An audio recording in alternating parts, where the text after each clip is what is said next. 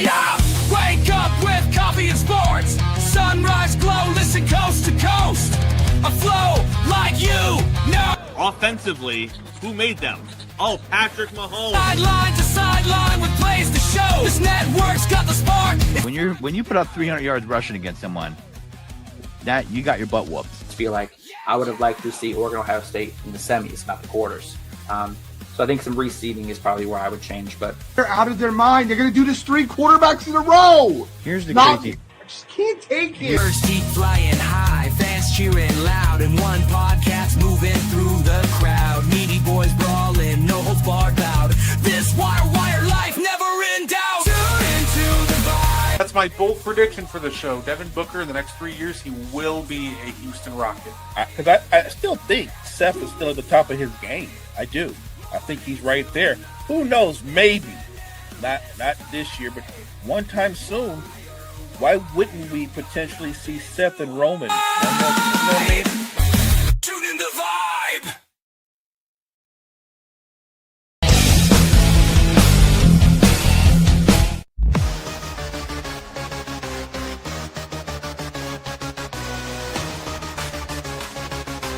Morning West, good centers. Got me on the mic, now let's spill the tea. Talking courtside dreams from history.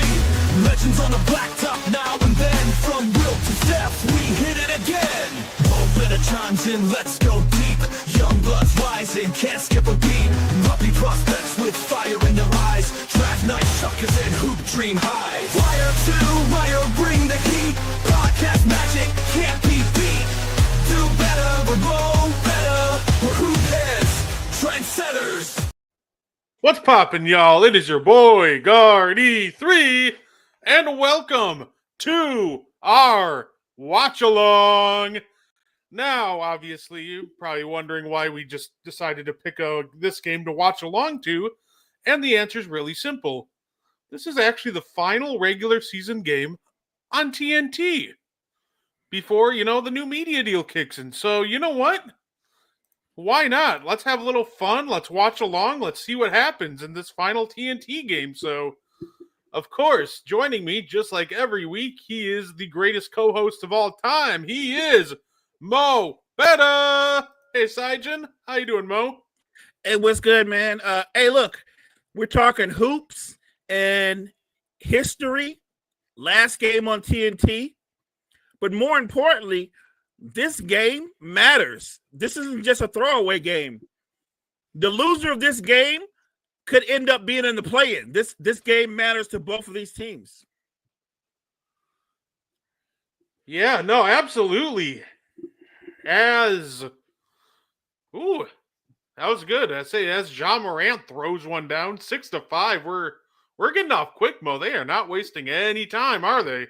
No. And don't forget, look, the Grizzlies are currently in the 8th seed at 46-33. Or I'm sorry, the Timberwolves are 46-33. The Grizz are right now in the 6th seed at 47-32. They can literally flip positions just off of this game. No, absolutely. And I'm looking forward to seeing what happens here.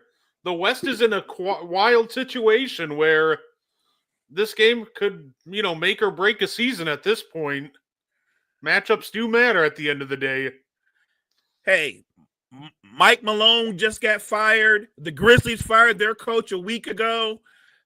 Nobody's safe. What happens if the Timberwolves end up in the play-in? Maybe they make a change. Yeah, good hit by Randall over Edey. Nice little step back action there. It's just wild to see these coaches get fired so late into the season. It's unusual. And these are good coaches. Mike Malone winning his coach in Nuggets history. That's crazy. But if you saw the interview with Joker, I thought the interview with Joker was really interesting because he said he was told before they made the move that they were going to make the move in advance. And he said things like, well, I'm a professional. I know this happens in this.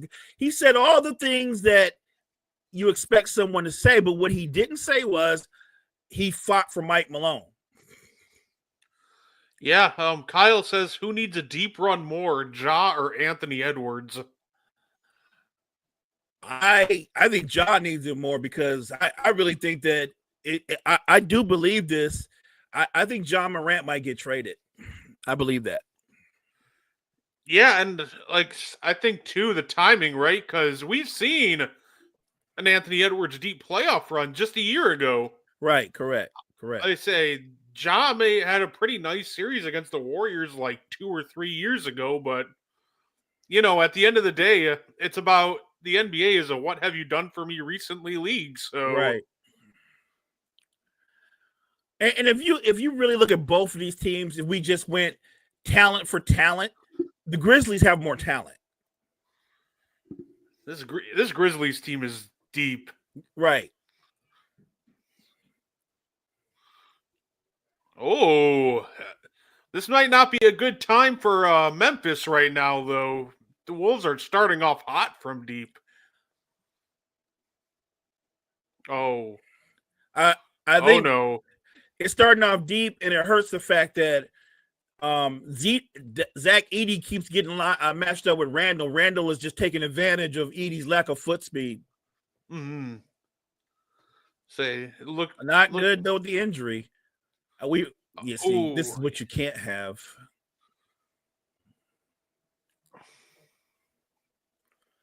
Oh, okay. Well,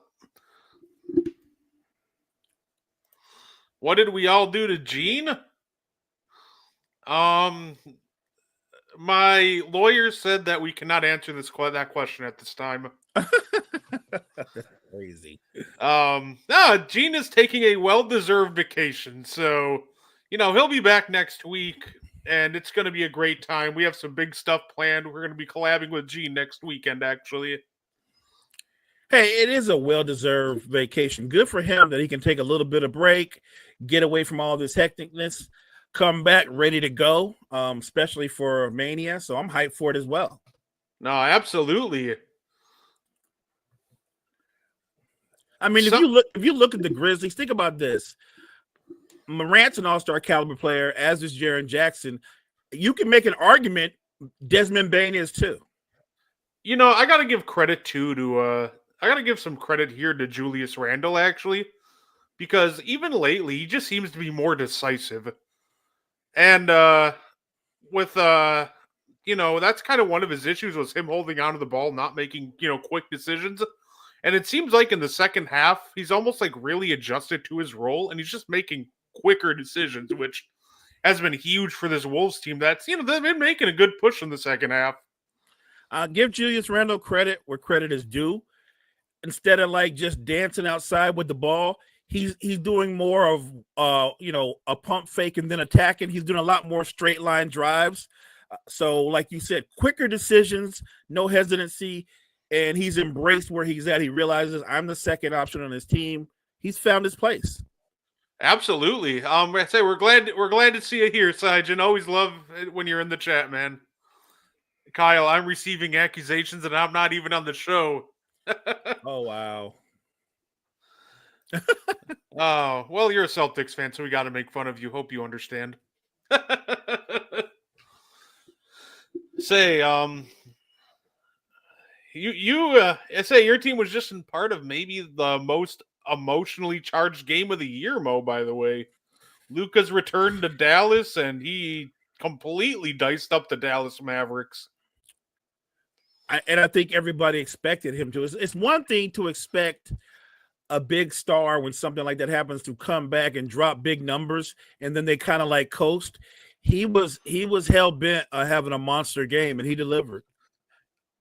I felt so bad for the Mavs fans because at first they're like, yeah, Luka, and then all of a sudden he gets like 20, and they're like, hold on, wait a minute, fire Nico real quick.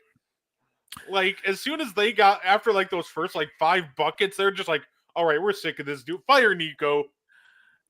The crazy part was, though, Nico what amazed me is I believe he stayed for the whole game. I mean, the game was competitive for the most part, but the fire Nico chants and the boos, like, I look, whatever you think of him as a GM, I got to give him credit for standing there and taking it.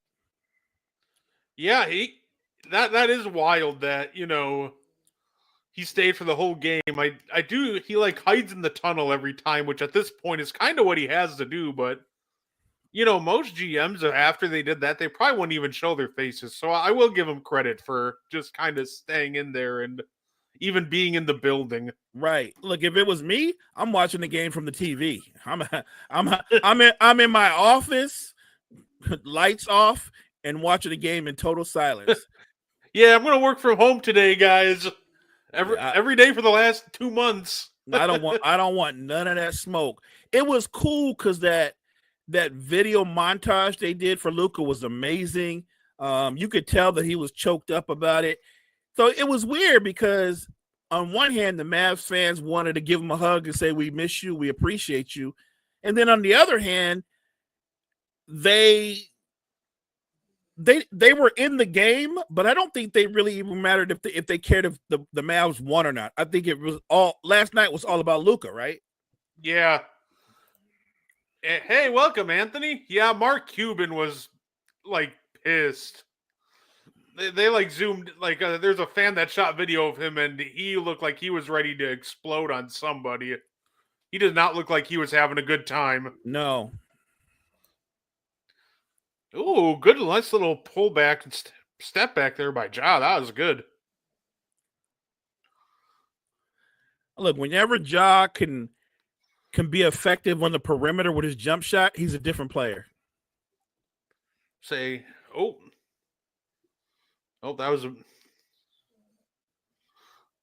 was really bad by Anthony Edwards. He looked like he almost tried to go for his steal in the backcourt and missed, which gave Ja the runway for the floater. Right. Oh, good grief, Dante. You don't see too many games like this late in the season where it does matter. This game should have playoff intensity because nobody wants to be in the play-in. Right now, the Wolves are in the play-in, and the Grizzlies, should they lose, I don't know which team owns the tiebreaker, but that's how tight the West is. This is not where I parked my car, Nico, probably.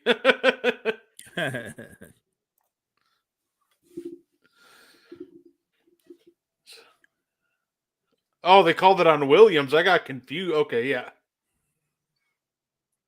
Anthony Edwards threw his hands up, so I really thought, I was like, did they call that on Gobert or something? Right.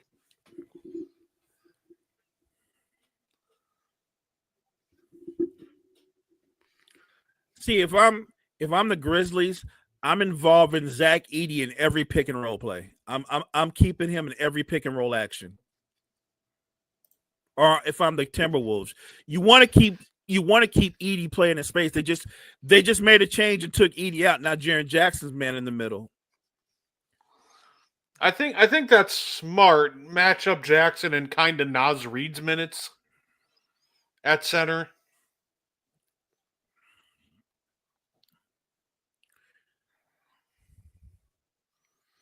There we go. Yeah, no, it was kind of funny there. There's a guy who made a graph like worst contracts in the NBA and what they're actually should be getting paid. And of course, Kyle Kuzma was on it, and it was what he should be getting paid, -$1.5 million. Like, ouch. Wow, -1.5. According to this dude's math, he should be paying us to play basketball. That's great. Yeah, I'm not gonna go that far. Kuzma's a capable player. I just think that he's not as valuable as Milwaukee's front office valued him. I'll say that. But they kind of break because Porter has been everything that he could have been when he was with the Clippers and the Rockets. Yeah, no, Porter. Like I said, Porter's been a fantastic revelation. Like, I'll be the first to admit I was not a big fan of Kevin Porter Jr. when we acquired him, because I watched him on Houston and, watched him in LA. I'm like, this dude's like one of the most like destructive offensive players, and not in a good way, that I've ever seen. But he's cleaned up his game in Milwaukee. He's cleaned up his game, and he's just playing a lot better. Like, he's still inconsistent, but that's just always who he's going to be. So, and that's fine. Yeah, I like it. I mean, he's playing more under control too. Something that he struggled with early in his career. Oh, good tip by Nas. Oh, yeah, they're going to clear this out.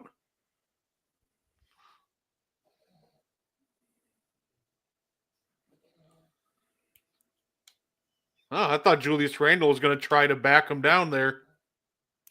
Clear size advantage. Mm-hmm. Technical. Yep. As soon as Jaren slammed that ball, I'm like, yep, technical. Right, book it.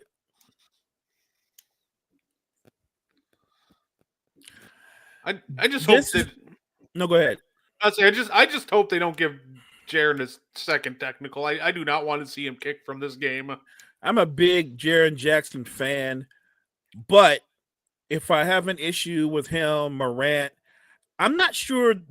We know who Memphis' best and most talented players are.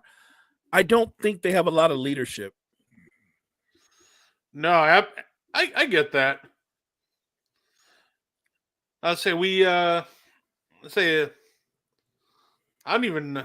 Oh, he might have missed that, but Anthony Edwards' hang time is always so impressive. Good hit by Ja. Yeah, they're coming with some playoff intensity right now.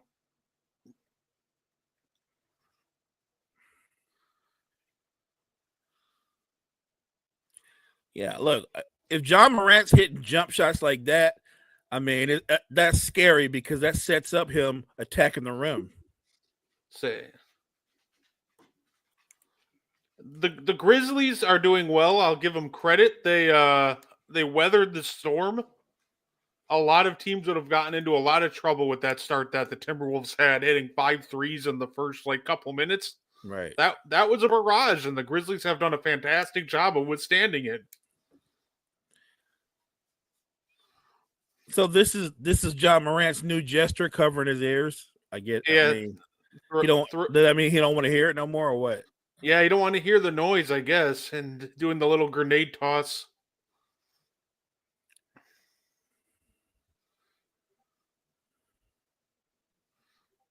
Oh.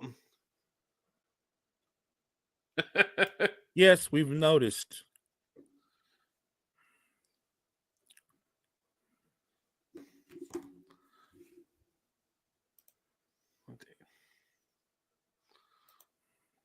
He throws a grenade, then covers his ears. Yeah.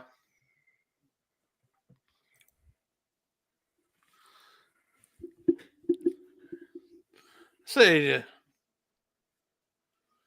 Jaren Jackson has a really good push shot. Like, he's got a nice little float game. When he gets near the basket, that's been. I think it's been overlooked a lot with him this year. He's been great in that short restricted area when he's not at the rim. If I were going to nitpick any part of his game, it would be that he could be a lot better on the boards. I'm pretty sure Jaren Jackson doesn't even average 7 rebounds a game. He's got to get more impactful on the glass.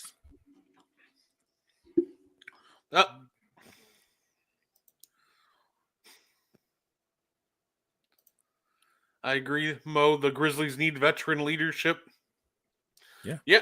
The only real vet they really had in that locker room was, they had Derrick Rose for a little bit last year, but then everybody was hurt, and obviously Steven Adams. But yeah, no, I could definitely see them, wanting to infuse some veterans into that locker room. I mean, they need it. Their core, which is Morant, Bane, and Jackson, they're all in their mid 20s, but I don't think none of the 3 are leaders.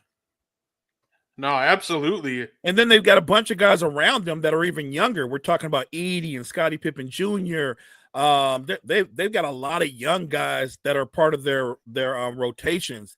Aldama, I mean, like you said, they're incredibly deep. The Grizzlies can literally go 10 deep, and I think that's good.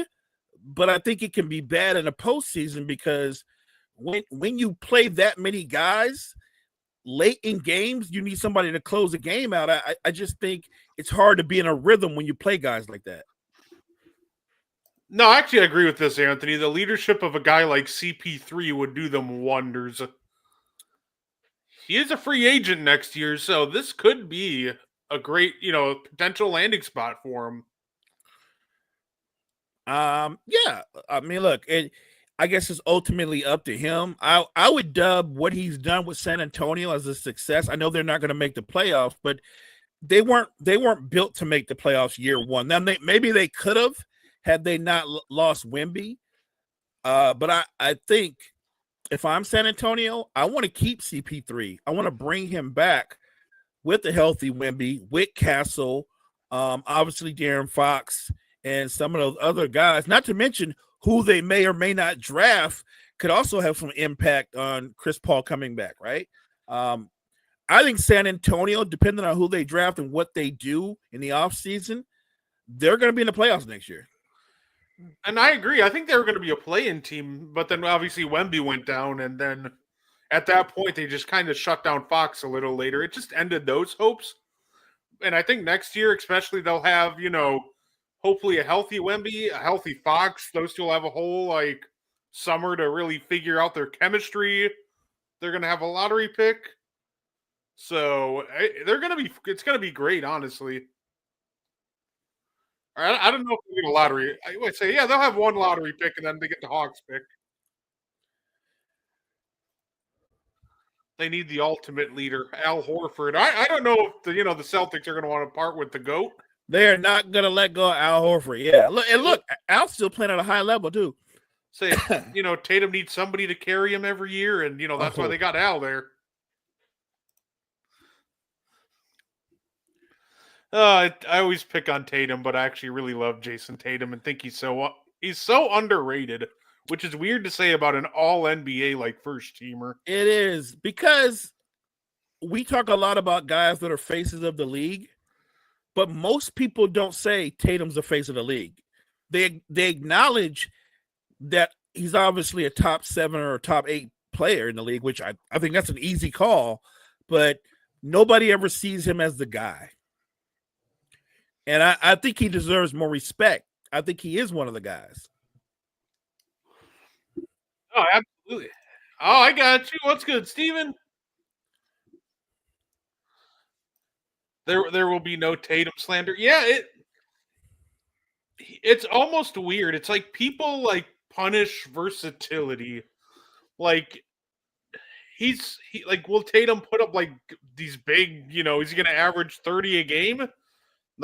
Not unless he has to.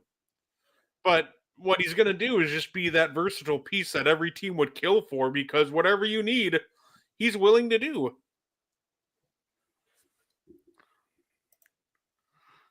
The point that Perk was trying to make, but Windhorse wanted to get on his soapbox.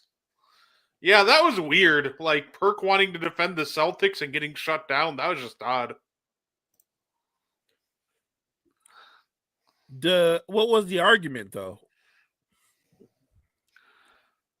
I say it was a discussion. I don't remember what the exact argument, but it was a discussion. What was about Jason Tatum. Let me pull it up real quick. Let's see. Perk defend.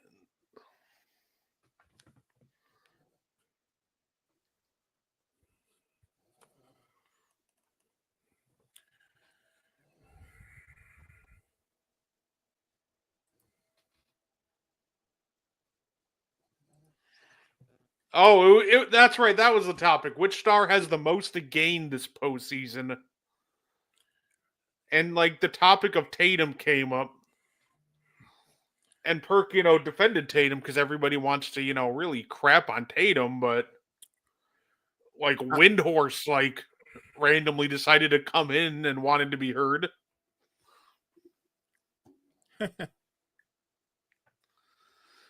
Yeah, no, Tatum. No, people have like the idea of what they think a superstar should be, and it's just like gaudy, like point totals and just kind of superficial things. Like 30 a game is nice, but I'll take what Tatum does, where he might only score 25, but gives you a little bit of everything. And look, he's shown how many times in the playoffs when he needed to in a big spot where he had a 35 or 38-point game. Yeah, I'm still mad at him for doing that against the Bucks in 2022. We should have won that series, but he just had to go and offset Giannis's 44-point game in Game 6 and drop 46. There's no question Jason Tatum is the most underappreciated superstar in the NBA. And I've heard different takes. I've even heard the NFL Genius. I've heard Gene's take. And Gene's take's not even a basketball take. He just says Tatum's corny. Perk was saying that Tatum gets disrespected, but Windhorst said it's a false narrative. Yeah, and that's weird to me. Like, it's not a false narrative. Like, at this point, it is the truest thing, like, ever. Like, the way people would talk about him, you would think he's like a Bradley Beal level player making max money. Right. And how can it be a false narrative when every time they're talking about the face of the league, they talk about everybody but Jason Tatum? Right. They bring up guys that aren't even as good as Jason Tatum. Y'all pop and say, I love it. Yeah, I love it too. Thanks everybody for tuning in and hopping in the chat. I definitely appreciate all you guys. Yeah, it's weird though. They're pushing like, oh, Anthony Edwards is the face of the league. Like, can Anthony Edwards maybe be as good as Jason Tatum first, and then we can discuss face of the league? Right, baby steps. Like, can Anthony Edwards consistently be a top 10 player in the league first, and then, work his way into top 5? Like, I like Anthony Edwards, but those discussions were just so premature. It drove me insane. Look, I think Ant is clearly physically gifted and certainly an up-and-coming superstar. But as a basketball player, I don't rank Ant ahead of Jason Tatum.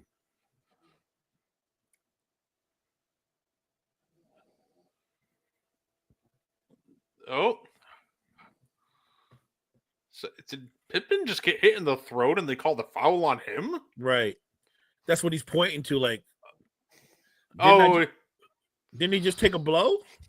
Yeah, he like set a really wide base. Okay. And it looks like they collided knees. And has the personality that the media loves. I think the media just overrates aura. Like yeah. You can't be the face of the league. You're too corny. You're not, fun. Like, you don't have personality. What is that line that you hear Stephen A say all the time? Box office. Look, no, I don't consider Jason Tatum a high flyer, but I think he's sneaky athletic. And he's got a handle. He's got a bag. He can break people down off the dribble. He can get his own shot in tight coverage. I think that he's trying to win games. But if it was required that Jason Tatum took 23, 24 shots a game, I think he would score that many more points. So I think he recognizes that the team that he's on and the role that he has on that team. Yeah, and I think that's like the beauty of Jason Tatum. Like, that's the beauty of it. Like, his versatility and willingness to do whatever it takes to win. Like, he's shown if you need him to step up and score. I reference that. Game 6, in Milwaukee, Giannis goes off for 44, 22, and 6. Like, most teams fold. But Tatum steps up and drops 46 himself and, takes him home. Would they rather be high flyer or win game? Exactly. Like, that's the thing. I would rather, be like win games. And I'm not anti Anthony Edwards. I think Ant's tremendous. I just think that Look at Jason Tatum's resume already in his career. We just take him for granted. Yeah. Like, think about this. Paul Pierce and Kevin Garnett are considered like Celtics royalty. But if Jason Tatum and Jaylen Brown win a second title, they will have been better than Kevin Garnett and Paul Pierce. Say, they already have accolades. They already have like the accolades to that, kind of match and beat what both of those guys did in Boston. Well, yeah, because I mean, now they've gone to 2 finals. So has Tatum and Brown. But Tatum and Brown has gone to more conference finals, I believe. Say that Celtics now just don't miss conference finals. Hey, by the way, what's good, Jory? Yeah, no, they're they're always tough, but I'll be the first to admit, as a Bucks fan, I definitely want the Celtics. Listen, I don't believe in, taking the easy road. I want the toughest road possible. I want to beat the best to be the best. So, I'm not ducking the Celtics. I'll be the first to admit, if I'm for Milwaukee, yeah, I want to see us go up against the Celtics. That'd be a fun series, I think. What's up, Cottrell? I wish KG came to the Celtics when he was a little younger. Oh, yeah. I think had KG gone to the Celtics when he was like 27 or 28, oh, man. I think that would have been another ring or two, at least. Let's see.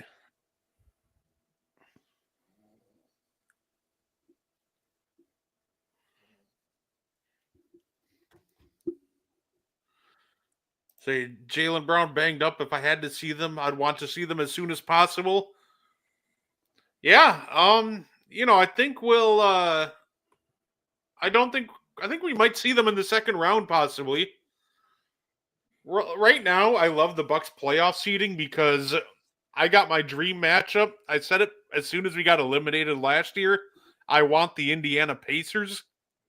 And right now, it's looking like we'll get a first-round matchup against Indiana, but this time with a healthy Giannis. And there's a possibility that we get Dame back for the playoffs, apparently. So I guess we'll see with that one, though. So they're leaning towards Dame being able to get back. That's dope. Yeah, it's progressing a lot better than we think, and he's making good progress every time I hear. So they said there's more positivity with him being back. I didn't know Giannis and Horford had that much beef. In that last series, like Giannis flexed on Horford, and then Horford went absolutely like nuts and killed us in Game 4.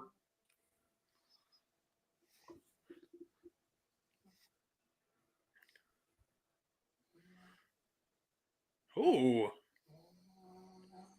Good hit by Conchar. The Pacers almost lost to the Cavs JV team tonight. They did.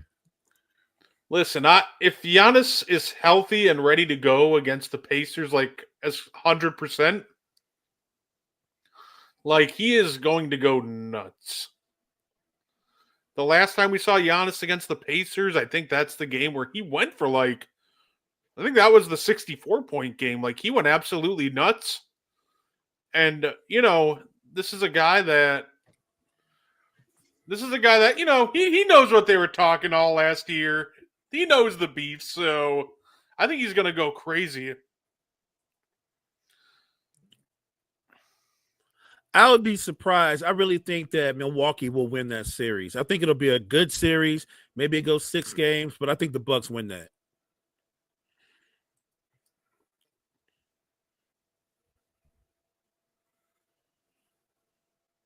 Oh, no. Sorry. He went for 34 last time they played the Pacers, so I keep forgetting that 64-point game is it's a lot farther back than I thought it was. Ooh, good hit. Doc says Dame is close to coming back. Really curious about what the actual doctor thinks about Dame playing.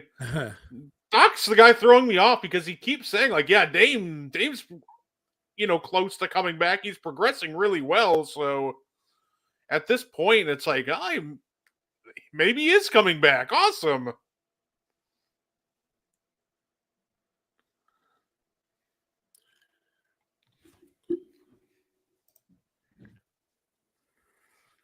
That shot will be speed up the pace and get a track meet going. Yeah, absolutely.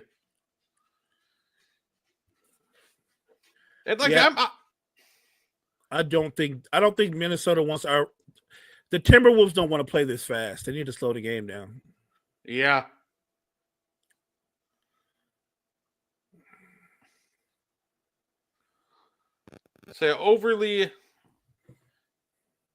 When it comes to the Pacers and Bucks, yeah, they're gonna try to speed up the game, but Giannis is a pretty great answer to that because he's very good at slowing the game right back down. So he controls the pace with his ability to draw free throws and get to the line a lot of the times. Good hit by Ant.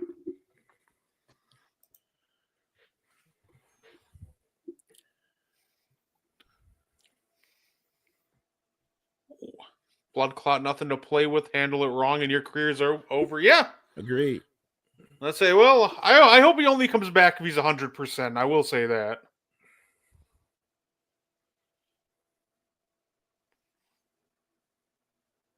Good take by Nas.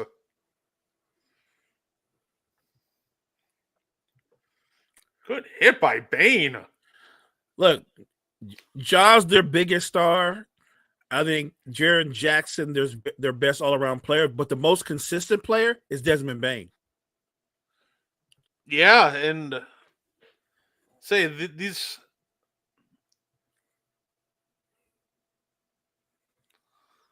Oh yeah, that.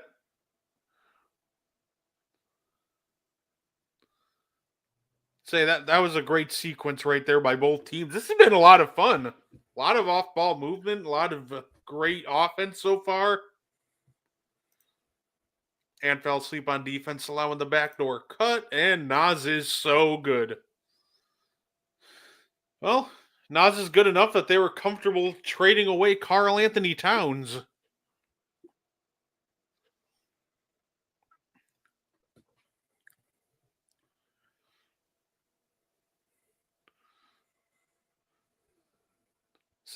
So right now we got 47-44 with 8 minutes to go. I would love this in the play, and that would be absolutely fantastic. With this matchup? Yeah. I'd be down for this being a 7-game series. There's some similarities. Like I said, obviously the Grizzlies are the deeper team. But they do match up very well. I'm talking about the Timberwolves with the Grizzlies. Say, what a finish there by Ja. That's not an easy shot to shoot around Gobert like he just did. If Anthony Edwards is going to be hitting mid-range step backs, this final score might be like 170 to 175 at this point. It's interesting that you said that if I told you that Anthony Edwards and John Morant were going to just tear each other apart with a jump shooting contest, that would kind of blow your mind a little bit. Even though Ant has improved his jump shot so much from the first couple of years in his career, Ant being effective on the perimeter is a lot less surprising than Ja, because Ja's been very inconsistent with his jump shot. Yeah, that was a nasty step back right there by Ant. Nice pass. Does Zach Edey even have to jump? Not really. He just kind of goes on his tippy toes. Right. Like, there's not a lot of guys that make Rudy Gobert look kind of small. Good hit by Conley. Neither team has missed in an hour before. Yeah. It's starting to feel that way. I was going to say, if Santi Aldama hits that, this game is like rigged at this point. There's magnets in the hoop. Here we go. Corner three. That's a nice pass.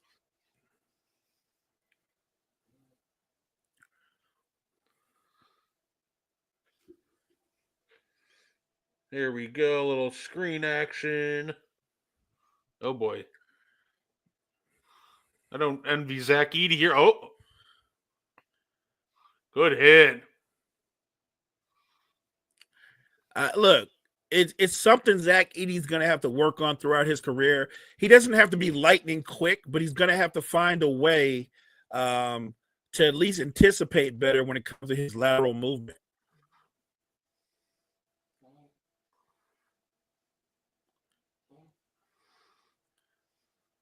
They're going to involve Zach Edey in every pick and roll action they can, which is smart. They're saving grace is Rudy Gobert just has like the worst hands in the game. That's an insane shot by Ja. Sorry, I think that was actually Santi Aldama. He hit that shot over, but yeah, he got really. Yeah, they're gonna keep spamming this pick and roll. It's working for them, but you know what's funny is they're making this look so easy, and a lot of these shots right now just aren't. Like all these step backs and everything, these pull ups that they're drilling, it's not as easy as they're making it look right now. Everybody's just on right now. This is a fact. This is incredible shot making, shot creation by both players, both teams. The offense has been very fluid. I'm sure both coaches would like their defenses to clamp down, but I don't even think they're playing bad defense. These guys are making tough shots. I wonder if we'll see the mythical shot, Mo, the Rudy Gobert post fade. It feels like everybody's so hot. Maybe we're in store for another one. You know what? If I had a parlay, I'd take the under. Rudy Gobert, half a post fade. Edey just has to stay in the same area and get a hand up. I think that's true, but he's also got to react quicker.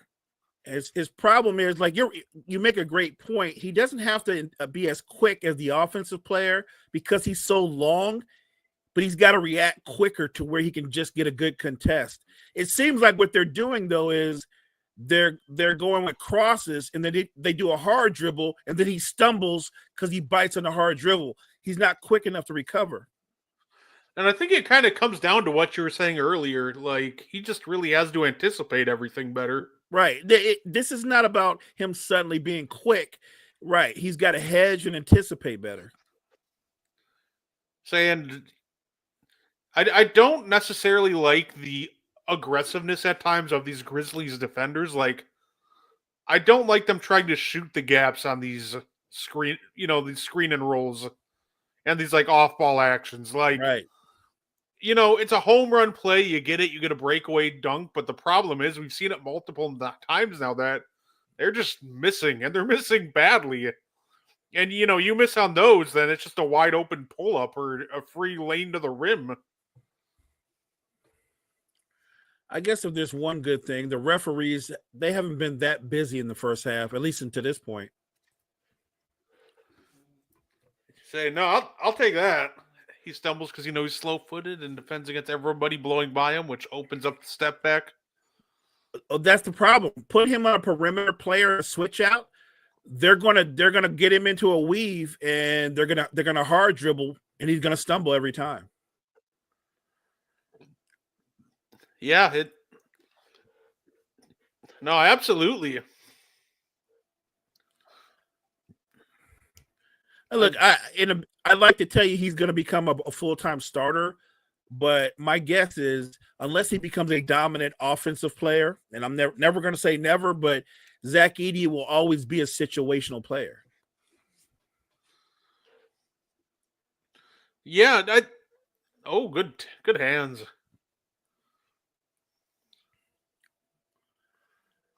He wanted to pull. Oh.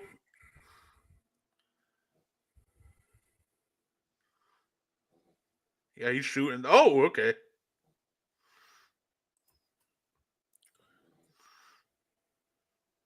Oh.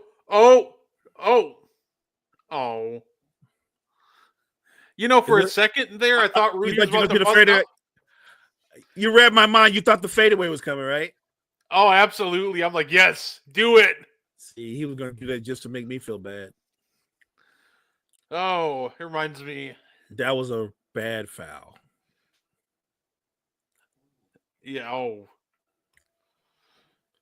I'd say Edie. Also, Edie's been a fantastic pickup for this team, though. They needed somebody to play center because that just isn't Jaren Jackson's strength, and It's not. they And look, definitely. I think he'll get better, right? This is his rookie year, right? Like he'll get better. I think he'll get even stronger, and I think he will be more impactful on the offensive end.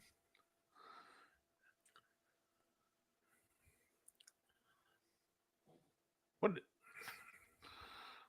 did like Randall just dream shake like 3 defenders? What just happened? He did, and he made it work. He made it work. That was a nice move. I'm not gonna even front. What just happened? Yeah, give me the replay. I need to see this again. Boom, up. He just right, straight up dream shake Jaren Jackson. he almost overfaked. But Jaren Jackson bit twice. Can we just change his name now to just Hakeem Randall? Hakeem Randall. Look, I'm gonna give him credit for what he's done since he's come back from injury because he has played well for them. I'm not going that far. Yeah.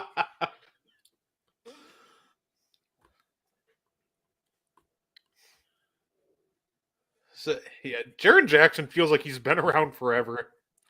And how old is he? 24, 25? Yeah, he's 25. Yeah. That's what happens, these teams always aim for those 18, 19-year-olds. So like they'll be like, this guy's been around forever. Yeah, he's like 26. He's been in the league since he was 18. Right. I used to feel that way about Marcus Smart. I'm sure Kyle's a Celtic fan. He can appreciate it. Marcus Smart seemed like he was around forever. And then you were like, he's only 27? Really?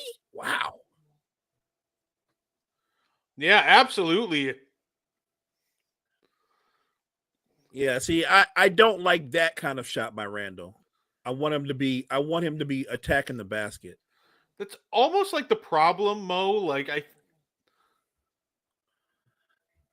I think that's kind of almost a problem, Mo, is sometimes you start out so hot that it's not going to last all game. So like all of a sudden these shots just stop falling at some point, and then that fun offense just looks really ugly real quick. Good take by Aldama. But I love what Aldama did. As soon as he realized Reed was closing out and his legs were open, he attacked his hips.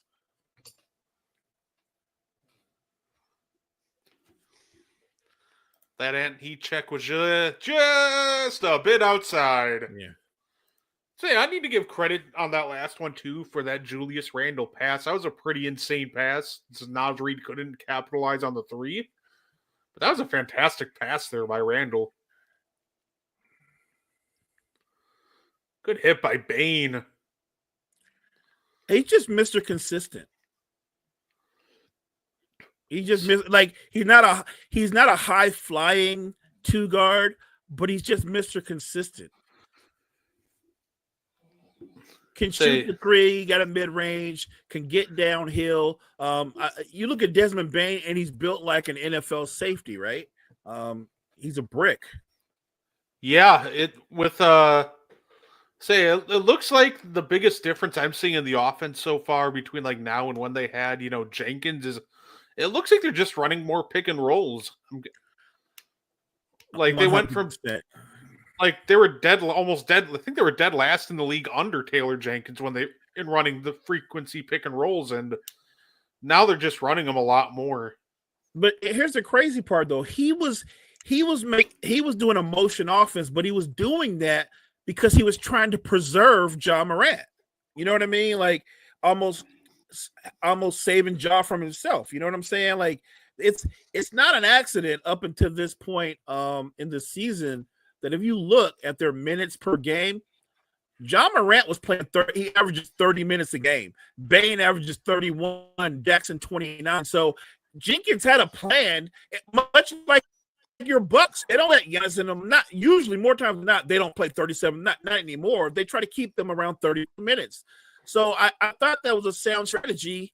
John Morant did not like the strategy. Definitely didn't like the motion offense, but I thought the motion offense was working because instead of having two scoring threats, look at it. Jackson Jr. is averaging 22 a game this year. Desmond Bain giving you 19 a game this year, and Josh still getting 23. I don't understand why that's, and not to mention Jalen Wells and Aldama are both double-digit scorers as well. So I think the motion offense gives you more floor balance and more scoring options. And more playmaking options. It just makes every Yes. threat when everybody's moving. That's almost the problem with your like traditional pick and roll offense. Is it's just three guys are just kind of standing around watching the ball 90% of the time. Or in like a motion offense, it's just everybody's consistently moving, and it forces every defender on the court has to be aware and just thinking at all times. And that can, open up little crevices and windows that you can take advantage of. And I think the Grizzlies were fantastic in doing that all year. I'm with you 100%, partner. Think about this. You had multiple playmakers. Scottie Pippen Jr. gives you over 4 assists a game. You're getting over 3 assists a game from Luke Kennard, who's not played tonight.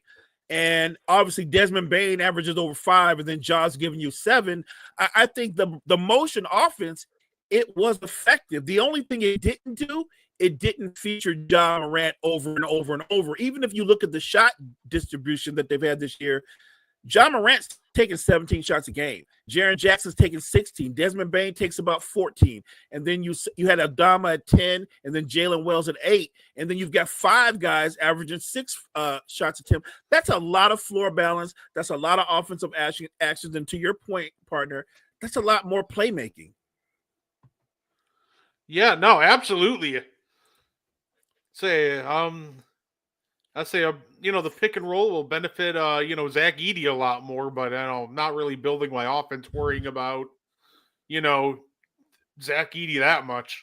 He has great, like, weapons that you can take advantage of as part of an offense, but even he was doing perfectly fine in the motion offense, even though it wasn't necessarily suited to his strengths. Let me ask you a question. You see the type of player that Zubac for the Clippers has developed in about, I think he's been in the league about 5 years now, but he's developed into a legitimate double-double guy, not 20 and 15, but I think he's around 15, 16 and 12 or somewhere in that range. Do you think Zach Edey could develop into that type of player as well? Yeah, I think he could. I think he has to develop more, like, I'm not going to say even develop, right? Because I know he can score around the basket. Like, he had a great post game in college. I think that he just has to figure out how to weaponize that. And he's just a rookie. He'll figure that out over the years. But yeah, the Grizzlies have to be more willing to weaponize him around the rim.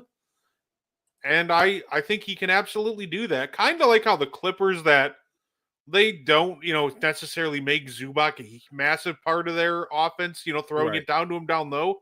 But they will when they have a mismatch. And I think in the next couple of years, when he gets more comfortable, if they start throwing it down to him when he's got a mismatch and he just takes it up and aggressive, yeah, I could see it. I'm a big fan of Big Z, Zubac. I love that he's got this big, powerful body, but he also has a soft touch around the basket with either hand. Yeah, he really does. I think the best, I think honestly, thinking about Zach Edey, it feels like good hit by Bane. It feels like that's probably like his median outcome. Like, I really think he can become like a Zubac level player. I think his absolute best case scenario is and I don't think he ever does this because he's tested shooting threes, but if he ever becomes consistent at shooting threes, then I could, see him becoming like kind of what Brook Lopez is now, where he can stretch the floor for you and also attack around the rim when needed. I kind of like that. Just remember when he was in college, he actually could face you up and hit a 10 to 12 foot jump shot. So maybe not. He might not never shoot the three at a high level, but if he could even be a pick and pop guys in certain areas of the floor, that would expand his offensive game. Yeah. He turns into Zubac, you'll have a good career. Yeah, no, I'm with you. Hey, a lot of people didn't even think Zach Edey was worth being drafted as high as he was. I disagreed because of who drafted him, because I thought he was a perfect draft pick for the Grizzlies. See, I had the same wavelength, but like, Yahoo went good hit. They're like, draft grade for the Memphis Grizzlies, D+. Like, what do you mean D+? Like, the Grizzlies were the absolute best fit for Zach Edey.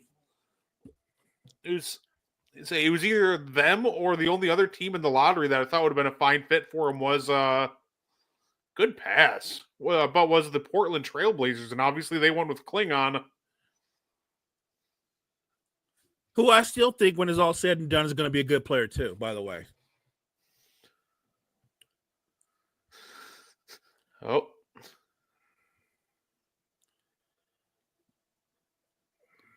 What a game so far. Hey, offense has been king in the first half, which I don't mind. Oh. Say, right now, you know what's fun, Mo? Like, the 7-8 matchup in the West for the play-in looks like it's going to be so much fun, regardless of who gets in. Like, right now, it could be any combination, realistically, of Grizzlies, Warriors, and Timberwolves. Yeah, look, the most amazing thing about this season, especially in the West, is that 1 minute all you heard was people talking about, look at the Warriors. The Warriors might go to the finals. And then just off of that loss last night to the Spurs, depending on what they do the rest of the year, the Warriors might be in the play-in. Just because, I mean, that's how tight these records are. FYI, look, I'm not anti-Warrior. I'm a big Steph fan. I like Jimmy Buckets. I don't think they're going to the finals. I don't think so either. Say it. That, by the way, I did not like that by Naz Reid. You can't telegraph a pass like that. He's literally just going like, "Hey, cut, and I'll throw you the ball." Like, is the defender supposed to just ignore that? Like, you got to be a little more discreet there, Naz. And God, Ja did the same thing. Say 9-10 matchup, Kings Mavericks is whatever. You know what? We're basketball junkies. Am I going to watch that matchup? You know I will. And even though I want Nico fired, I hope the Mavs win. Bane, what a hit! Say the less said about the East play-in, the better. like you said, will I watch it? Yeah, I'm gonna watch it. I can't control my. I love this. I love sports, but everybody's got their love language. NBA is my love language. And you know what's funny? It's these like games that you're like not looking forward to that half the time turn out to be the best games, right? Like, right. Am I looking forward to Bulls and Heat? No, but are like they also like pretty evenly matched, and it's probably gonna be a good game. Yeah, absolutely. Like, same with the Magic and Hawks. Like am I looking forward to it? It's not the most exciting game I can think of, but will it be a good game? Yeah, probably.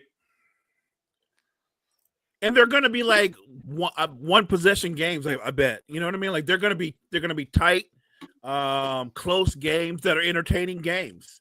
There are a lot of things to look at the play-in and go, I love it. And then there are some things you look at the play-in and go, I'm not really feeling it. I've got mixed emotions about the play-in. Let's say Bane is cooking. I love it. 72-67. Grizzlies up 5 at half. What a half. It has been a great half. Love it. Holy cow! Yeah, I do love the young guns for the. I almost said the Falcons, the Hawks, and Rasheer has been cooking lately. He's coming into his own. Yeah, I love what they could be potentially when you get Johnson back next season healthy. Yeah, absolutely. But at the same time, here's the difficulty. People always talk about people disrespect Trae Young. I acknowledge that Trae Young's an incredible talent and a scorer, but at the same time, I don't believe he can be your best player. He can be your leading scorer. I don't want nobody to get confused, but I don't think he can be your best player and you go on a deep playoff run. I know you're going to talk about what they did a few years ago, but that literally is just a run. It was a fluke. It wasn't like Atlanta's the new beast in the East, because they haven't come close to that ever since that season. I just think that Trae Young, if he wants more team success, he needs to play with somebody who's better than he is, or at least perceived to be better than he is, so he can give it up a little bit. I think the challenge with Trae Young is he's a fantastic floor raiser. So he's somebody that you don't want to give up. Right. But to me, is there a difference between a floor and a ceiling raiser? Yes. What's the ceiling with the Trae Young Hawks-led team? If you get lucky, you might make a deep playoff run, but realistically, if everybody's healthy, you can make it to the first round of the playoffs. They've shown it. They're just going to get bounced more often than not. I think Trae Young's a fantastic talent, but he's almost the perfect embodiment of a really good floor raiser, but also you don't have a very high ceiling if Trae Young is your best player. To be fair, because I like to be balanced, this isn't us saying we don't admire Trae Young's talent, because I can give you the Western Conference version of Trae Young, even though he doesn't shoot as much, and that would be De'Aaron Fox. They're very similar. De'Aaron Fox is not going to take you on a deep playoff run as your best player. It was never going to happen. The Kings made the playoffs a couple of years ago and got bounced out in the first round. And that was literally the claim to fame of the De'Aaron Fox run as the best player. I like De'Aaron Fox, but I like him better on the Spurs, where he's not their best player. Yeah, and I like Trae Young. I think he does a lot of great things. He's an offensive maestro. He's elite in the pick and roll. He's got a great float game. And I think kind of Kyle says it here best. It's just tough to win with an undersized guy as your one. That's all I'm saying. And I know somebody's gonna go, well, the Warriors did it. That's what they're gonna say. And I'm gonna say there's not a lot of Stephs in the world. Can I say it that way? I love Trae Young, but he's not Steph Curry, right? There's not a lot of Stephs. And by the way, Steph had Kevin Durant for a couple of years. That didn't hurt.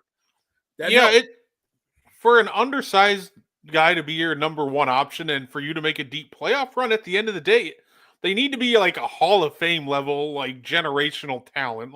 Yes. You think of the number ones that actually won titles. You think Isaiah Thomas. Yes. Steph Curry. Yes. But also, can you go find me another Steph Curry? No. Steph is just elite off the ball, where Trae Young just isn't. And I think that's where Trae Young can really improve. I think if he learns to play off the ball a lot better, then this kind of the equation changes with him, because I think that's what kills him the most offensively. I don't think he can play. No, I don't want to say he can't. He hasn't shown he is able to, or he's comfortable, but he does. I think if he learns how to play off the ball, Trae Young's a good shooter. How much better would he be if he got the opportunity to be the guy to get some wide open catch and shoot opportunities, right? Where somebody else can make plays for him. Steph, what he does off the ball, that's his other superpower. There's the shooting, and then there's the deceptive ball handling. But the thing that drives defenders crazy and makes your defense wince, it's what he does when he's running off screens and pin downs and everybody's screaming, get Steph, get Steph. It changes your defense.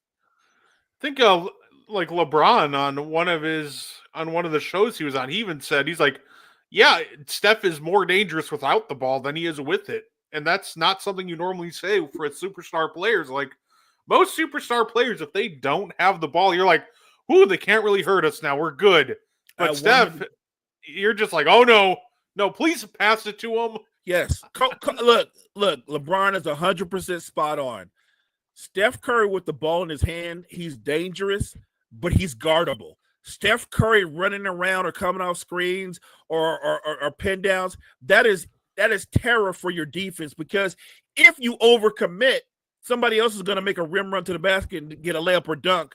And even scarier is when Steph initiates the offense by moving off ball and becomes the screener, right? Because your natural reaction is when he screens for somebody and that person is wide open, your natural reaction is to react to the wide open guy, not realizing reacting to him sets Steph up for a catch and shoot opportunity. And Steph just moving as much as he does in general just moves the entire defense. You'll see a lot of these, Warriors players get the easiest layups of their life. Why? Because Steph will cut. Steph's defender will go with Steph, but, for example, like, so will Draymond's defender think, I got to get Steph. And now it's like, now Draymond has the easiest dunk he'll ever get in his life. Yes, that fake handoff that Draymond does, that he's got the patent on that fake handoff. Look, Charles says a lot of crazy stuff.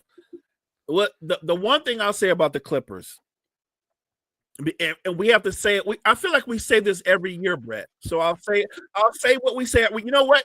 We should have this going by on the ticker on the show right now.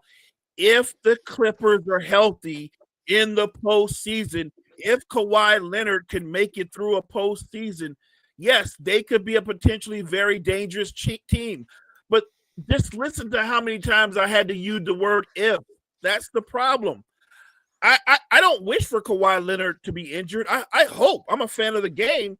But the pattern with the Clippers in the Kawhi Leonard era has been great regular season, injured in the postseason or right before the postseason. A couple of years ago against Phoenix, he was injured during the postseason. I hope the injury guys go, you know what, Kawhi, we're going to give you one more deep run. That would be fun to watch. And, like, you saw how good he was during that run with Phoenix. Like, the man's playing on bad knees, and he's still giving the Suns 38. Like, they still couldn't do anything with him. He gave them 38, Brett, with a torn meniscus. And I don't know why nobody can explain that to Stephen A. Smith what a torn meniscus does. Like, everybody doesn't go, I've got a torn meniscus, but I'm going to drop 38. And he's like, well, 1 minute he looked good, and then he just walked off the floor and never came back. The torn meniscus caught up with him, and he said, I'm done. You can make it worse by playing on it. Anybody that tells you different is lying. Yeah, and why would you, like, almost want to play on it? Like, it's one of those things, I get it. It's the playoffs, but also, like, do you want to potentially, possibly end your career with a nasty injury? Right. Like, that's they got to think about themselves, too, and so I completely, understand why he just kind of got shut down after that, and I completely supported Kawhi Leonard for that. I've always been good with it. I hate that he's been cursed with injuries, but Stephen A. Smith talks about Kawhi like how Kawhi's faking injuries, and that's just not the case. What we know about his overall health is, even when he was a free agent, and he was talking with the Clippers and their team doctors, they realized he has some chronic issues in his knees, stuff that's not going away. That's just going to be part of the Kawhi Leonard experience, and they still brought him in. Yeah, no, I feel for Kawhi too. He's weird in the. It's unfortunate injuries kind of zapped him of prime years, because like. I think, Kawhi, for example, I think he's one of the biggest what ifs. Like, because if Kawhi's healthy these past couple of years and just not missing as many games as he did, even in six, I think it was 17, 18 when he sat out a whole season. Right. Like, I think we're talking about Kawhi Leonard. He's probably breaking into that top 5 small forward of all time conversation and barreling close to the top 3 when it's all said and done. If he doesn't miss 4 prime years. He's a very unique what if, because you are talking about a what if that is already. He is a 2-time Finals MVP. I think he won DPOY. I think he won it twice. So he's very unique. Because he's a what if in the sense that he could be ranked a much higher in the bigger picture of great small forwards. I agree with you, but his what if is better than a lot of guys' full career. Yeah, like he is the most, to me, he is the most unique, like, what if in NBA history. Because, like, yeah, this guy's easily a top 10 small forward of all time. But, like, man, if he was healthy, man, he's challenging for one of those top 3 spots. Like, and that's an insane, like, group in the top 3 small forwards. But I think a healthy Kawhi, like, yeah, because if Kawhi's healthy, for example, I think he could have very well had another ring in there and another Finals MVP. I think he maybe wins one with the Clippers.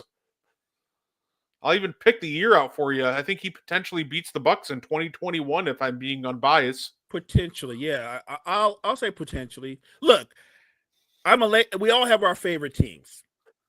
I'm a Laker fan. Of course, I'm going to root for my team to win. But if the Lakers can't win, would I want to see Kawhi Leonard and company make a deep play? Yeah, I think that would be a great story. If you want to call it a redemption story or whatever.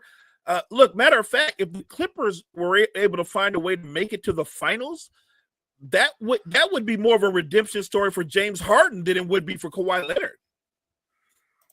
Stephen A is a miserable Knicks fan. Have to excuse him. Kyle, you speak the truth. Yeah. No, credit to the Knicks though. They've OG Anunoby's been stepping up his game for them lately, and I love to see it. Do you think the Knicks have enough in terms of their rotation to go on a deep playoff run? I think it's possible. I think we figured out the secret. So I don't know if did you see what happened with OG that I thought was the funniest thing ever? So I don't know what it is, but NBA players sometimes play better when there's attractive women sitting courtside. And they had like an actress, Suni Lee, sitting courtside, and they showed her on the Jumbotron. And you see OG like happen to like look up when they're showing her, look back, stop, and he looks up again. And this man just turned into an offensive juggernaut. Like, Mo, like, he gets the ball, faces someone up in the triple threat, blow by Euro step dunk. I'm like, when did you start moving like that, OG? Like, if like OG turns into 6'7" Paulo Banchero, yeah, I don't think anybody's stopping the Knicks if you're doing that. I think they need to get away from making everything about Jalen Brunson. Okay, so if you're going to let OG do what he can potentially as a scorer, OG can give you 20, and I think Bridges can give you 20 a night. They have other guys that can get buckets.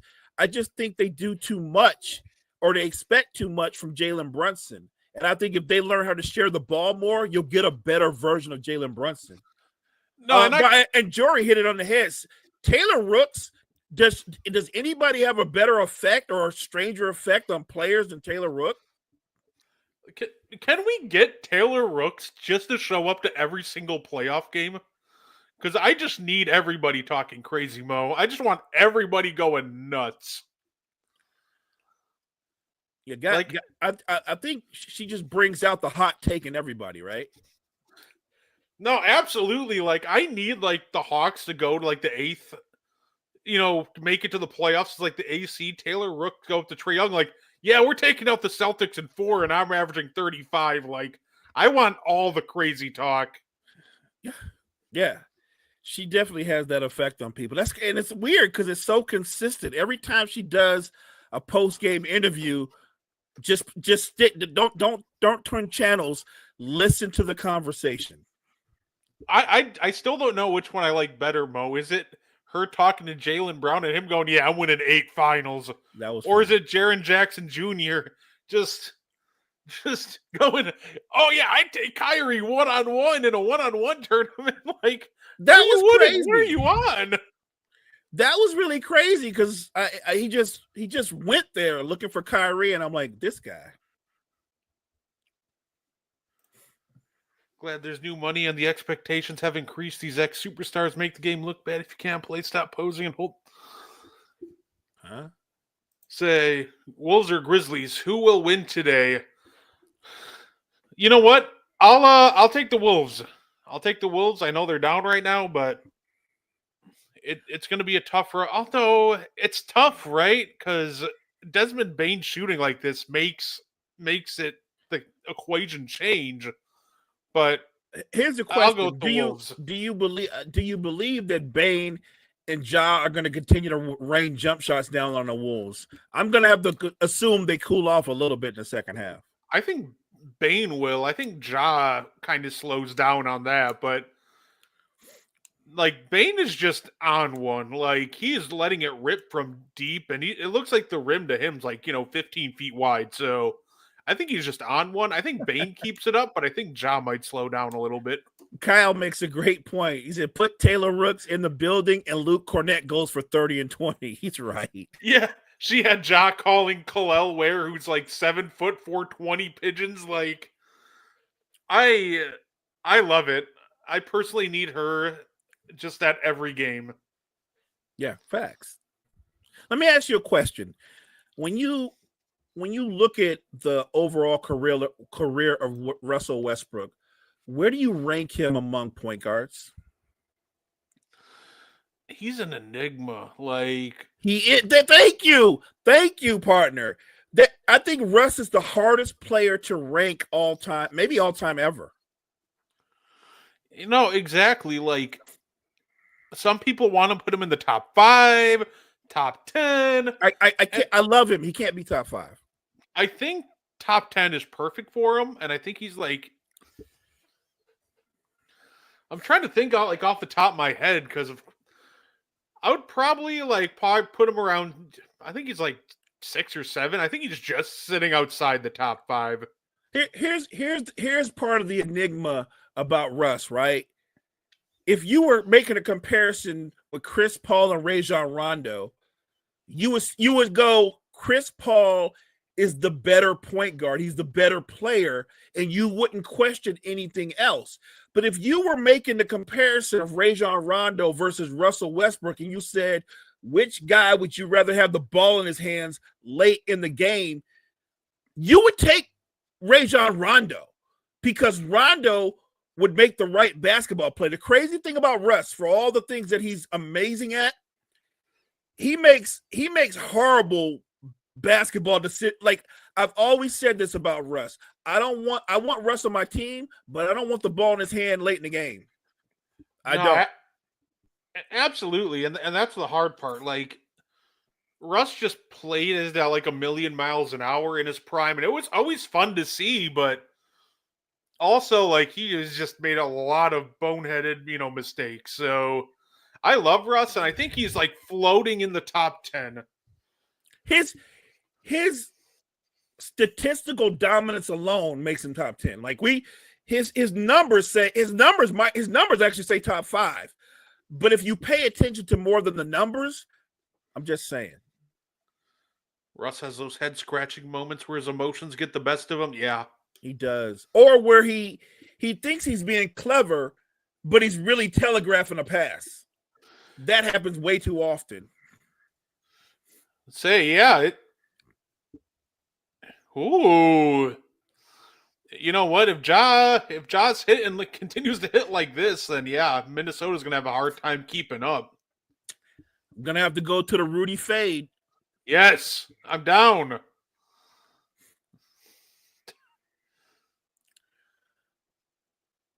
Randall's hitting them too. Everybody's just balling right now. I love it. When Julius Randle, you pointed out early, partner, when he's decisive, he's a different player. Say, oh, showtime! John's jump shot is just falling. Oh, I love that. I thought he was going to do some cool dunk, so I yelled showtime and just a finger roll. Shout out George Gervin on that one. Yeah.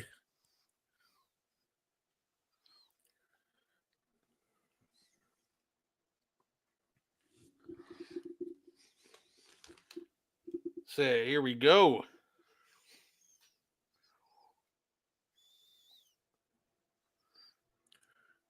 That was great. That's how you play the plastic lane. That was nice. Yeah, like I said, I thought he was about to throw down the nastiest, like the nastiest, like two-handed flush, and it's just like, yep.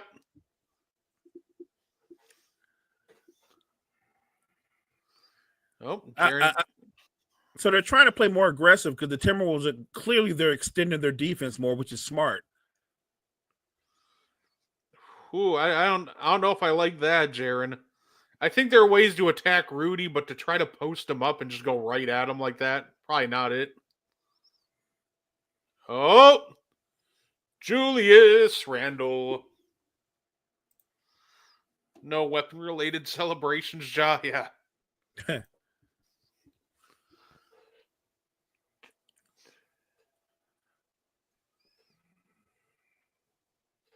Offensive foul. What a game so far. Like I said, this has been a lot of fun so far.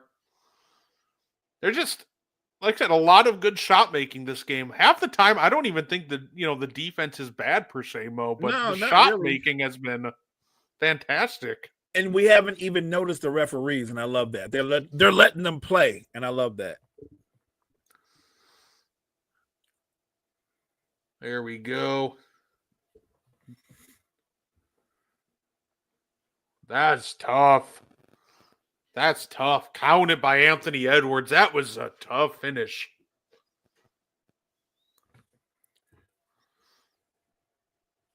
Way to absorb the contact and stay balanced in air.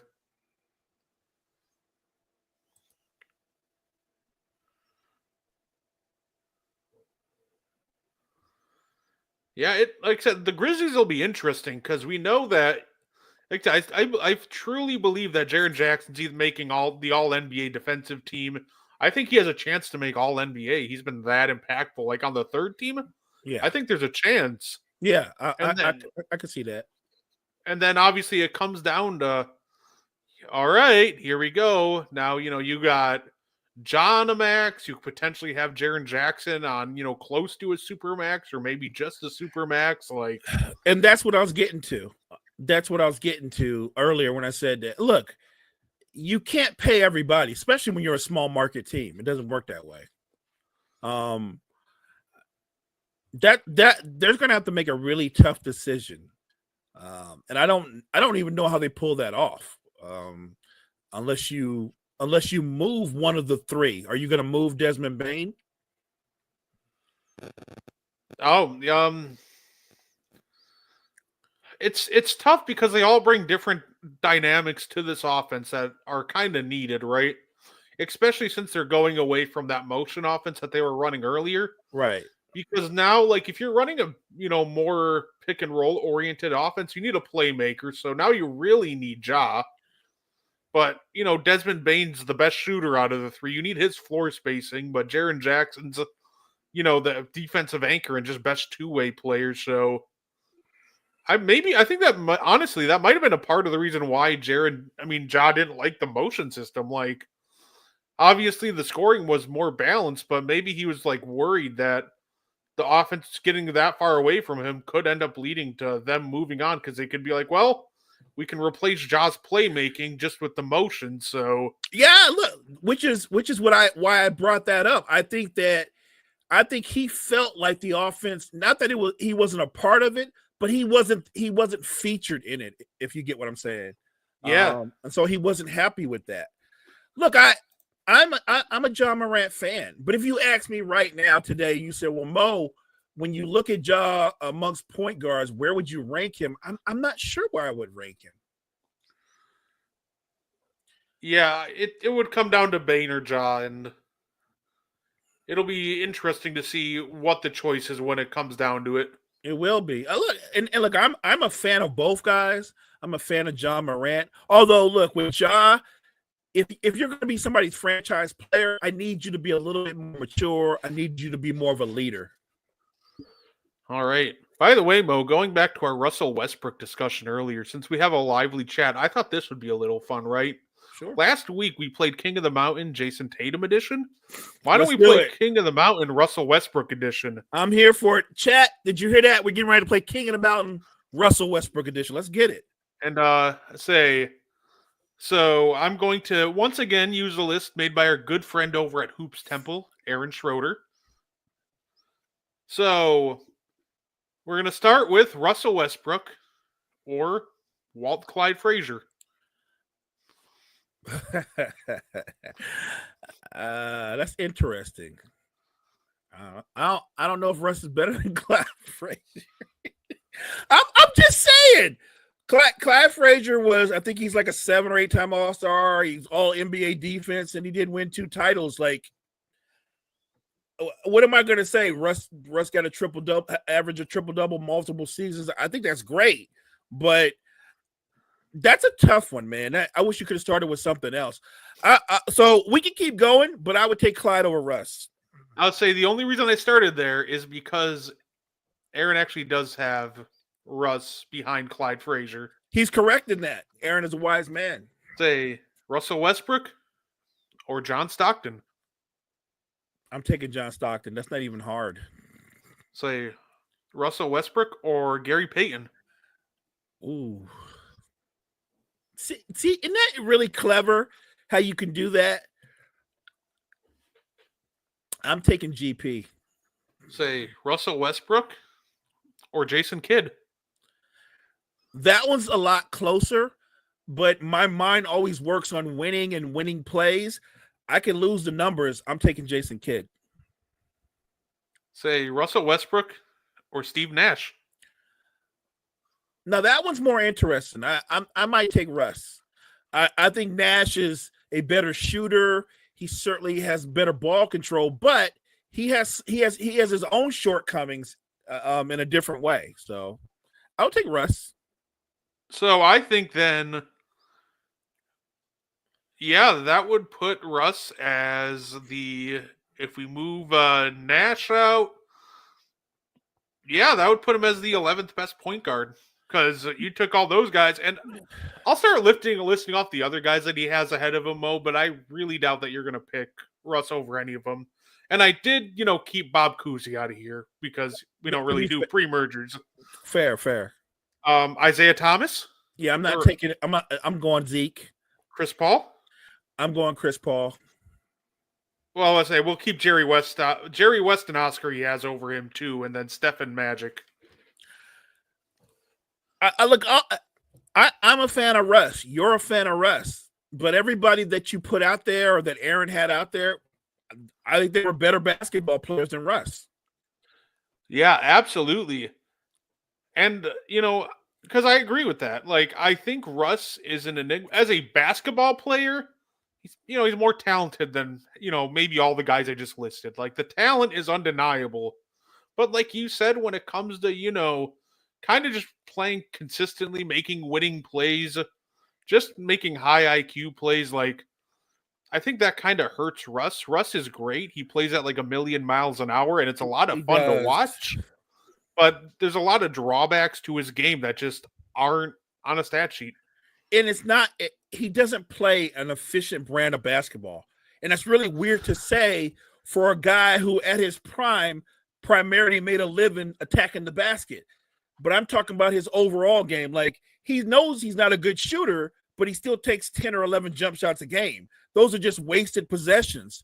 I'll tell you one series I watched to me that summed up Russell Westbrook in the bigger picture. It was you'll remember this. It was the year that they had Paul George and I think they had Melo, and they were playing Utah in the first round of the playoffs. And Russ put up insane numbers for the series, and the talk on social media was Russ needs some help. He's the only one out there playing hard, and that was true that he played hard. But what they didn't look at is Russ was giving you 30+ points, but he was shooting under 40% for the game, and he was averaging like 6 turnovers a game, and they didn't point that out. That there's a lot of good, but there's a lot of bad.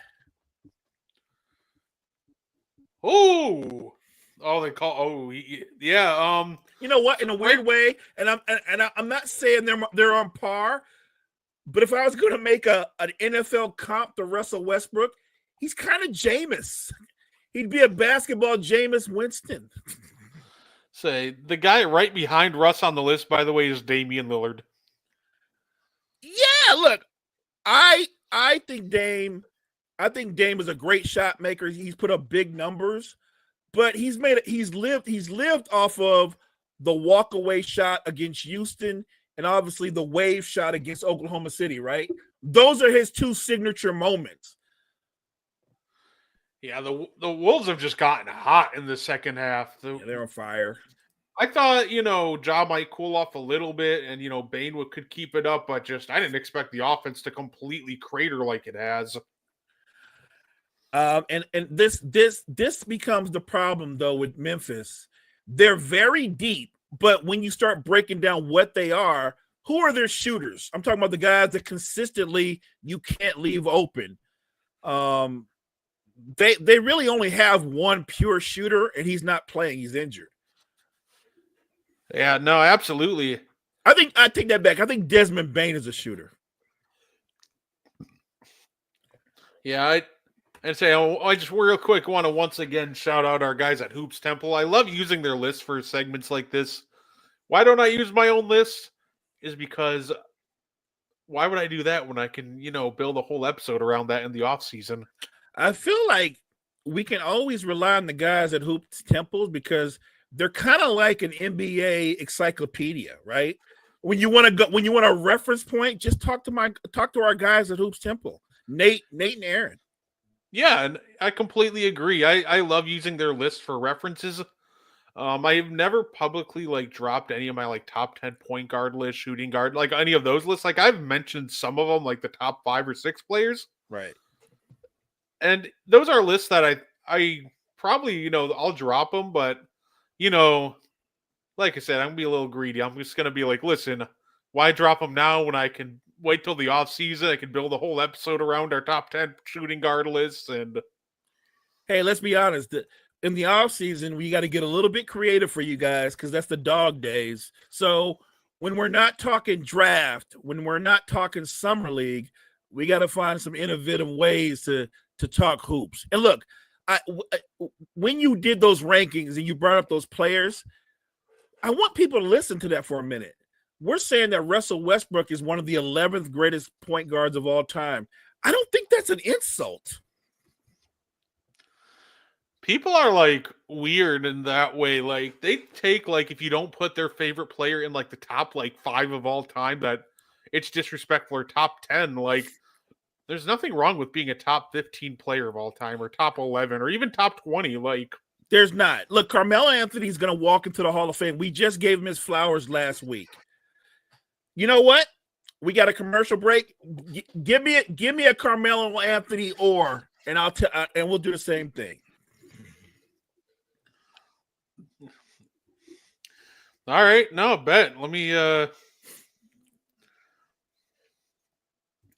all right, I'll do the same thing. I'll pull up his fun list. The love is his failed Lakers experiment. Yeah. Which, by the way, was not his fault. Carmelo Anthony or Paul George. Ooh. Ooh. That's really good. But you know what? I'm going to take Melo. Only because, to me, I thought the best version of Paul George I ever saw was early Pacers Paul George, where he was more aggressive, and he was just he wanted it. You could tell he was coming for LeBron's neck. But at the same time, I saw the best version of Carmelo Anthony, and he took Kobe to 6 games in the Western Conference Finals. I'll take Melo. Hey, fair enough. We got Jory says Melo. Kyle says PG. Okay. Yeah, I'll take Melo. Say the next name, Alex English. I'll take Melo. All right. How about Paul Pierce? That's a really good one. Look, the Truth won a title. The Truth is the Finals MVP. But I'm going to take Melo. I still think the better version of Melo is better than the best version of Paul Pierce. Say, how about Melo or Dominique Wilkins? I'll take Melo. The only thing Dominique can do better than Melo is dunk.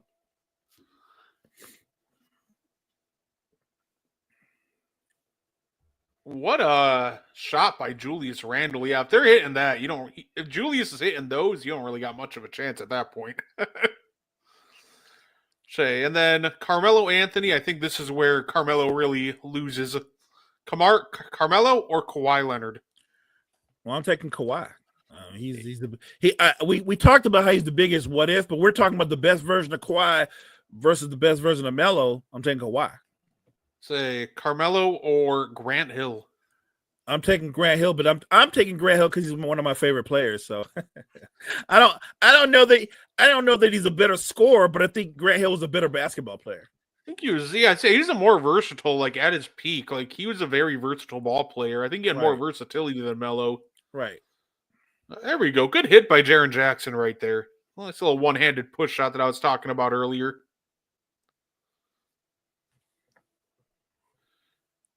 But yeah, I didn't go any higher up the list, Mo, because kind of like the Russell Westbrook thing, I know he doesn't stand a chance against anybody in the top 10. Facts. So it's just like, do I really need to ask Carmelo Anthony or Scottie Pippen? It's very close. Nah, I'm kidding. And look, we're not knocking Melo. Great pure scorer. But like I always say, the Hall of Fame is full of great players that never won a title. So Melo's not alone in that. Great dunk there by Anthony Edwards, but man, Grizzlies got to box out. I think they want to see that dunk. Here's my concern with the Minnesota Timberwolves. Can you close this out? Sometimes, because like the thing with Julius Randle and Anthony Edwards is they're very inconsistent jump shooters when walled away from the rim.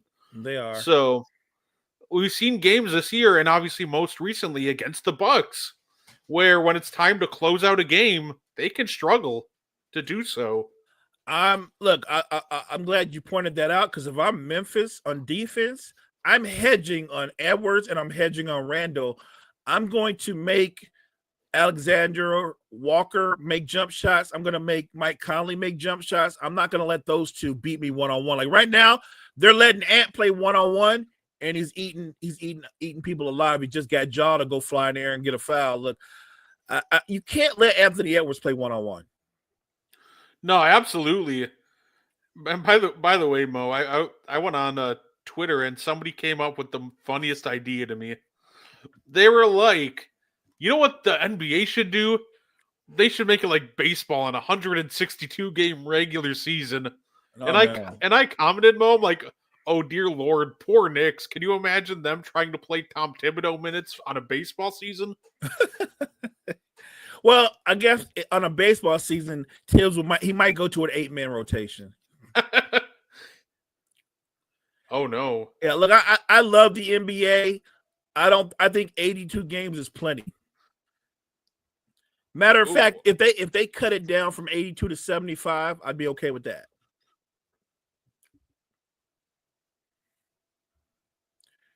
Oh yeah, Rudy got him in the chin there. Melo has that Syracuse title. That was fun. Yeah, absolutely. Knicks players would be endorsed by some oxygen tank company. I love that. That's true. Look, Melo is look. I don't want people to sleep.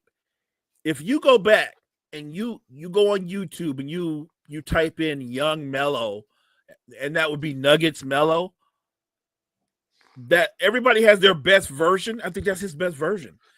Nuggets Melo didn't just have that jump shot. Nuggets Melo was dunking on your head.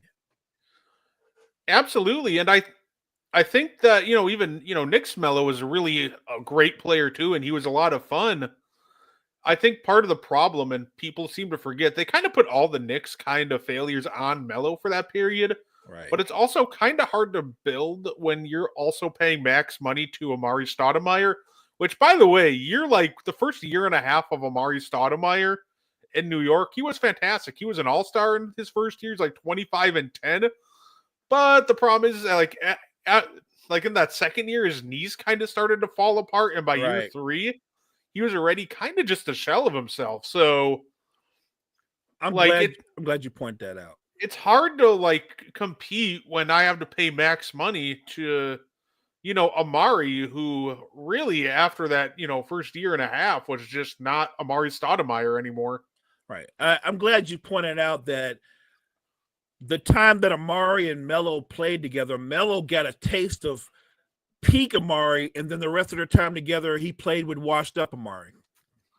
What a finish there by Ja. Wow, what great body control. Yeah, that's insane body control.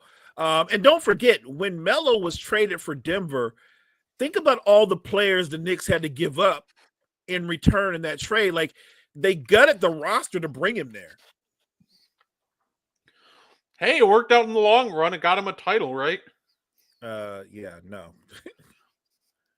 The only reason I always make that joke is because that one of the picks that was, in the trade was a 2015 seventh, first, and that pick was used for Jamal Murray. So, well, it did get the Nuggets a title. So yeah, I'll go that route. In a weird wraparound way, Melo kind of did help the Nuggets win a championship. It just so happened to be the guy that they traded him for and ended up drafting was the guy to win it.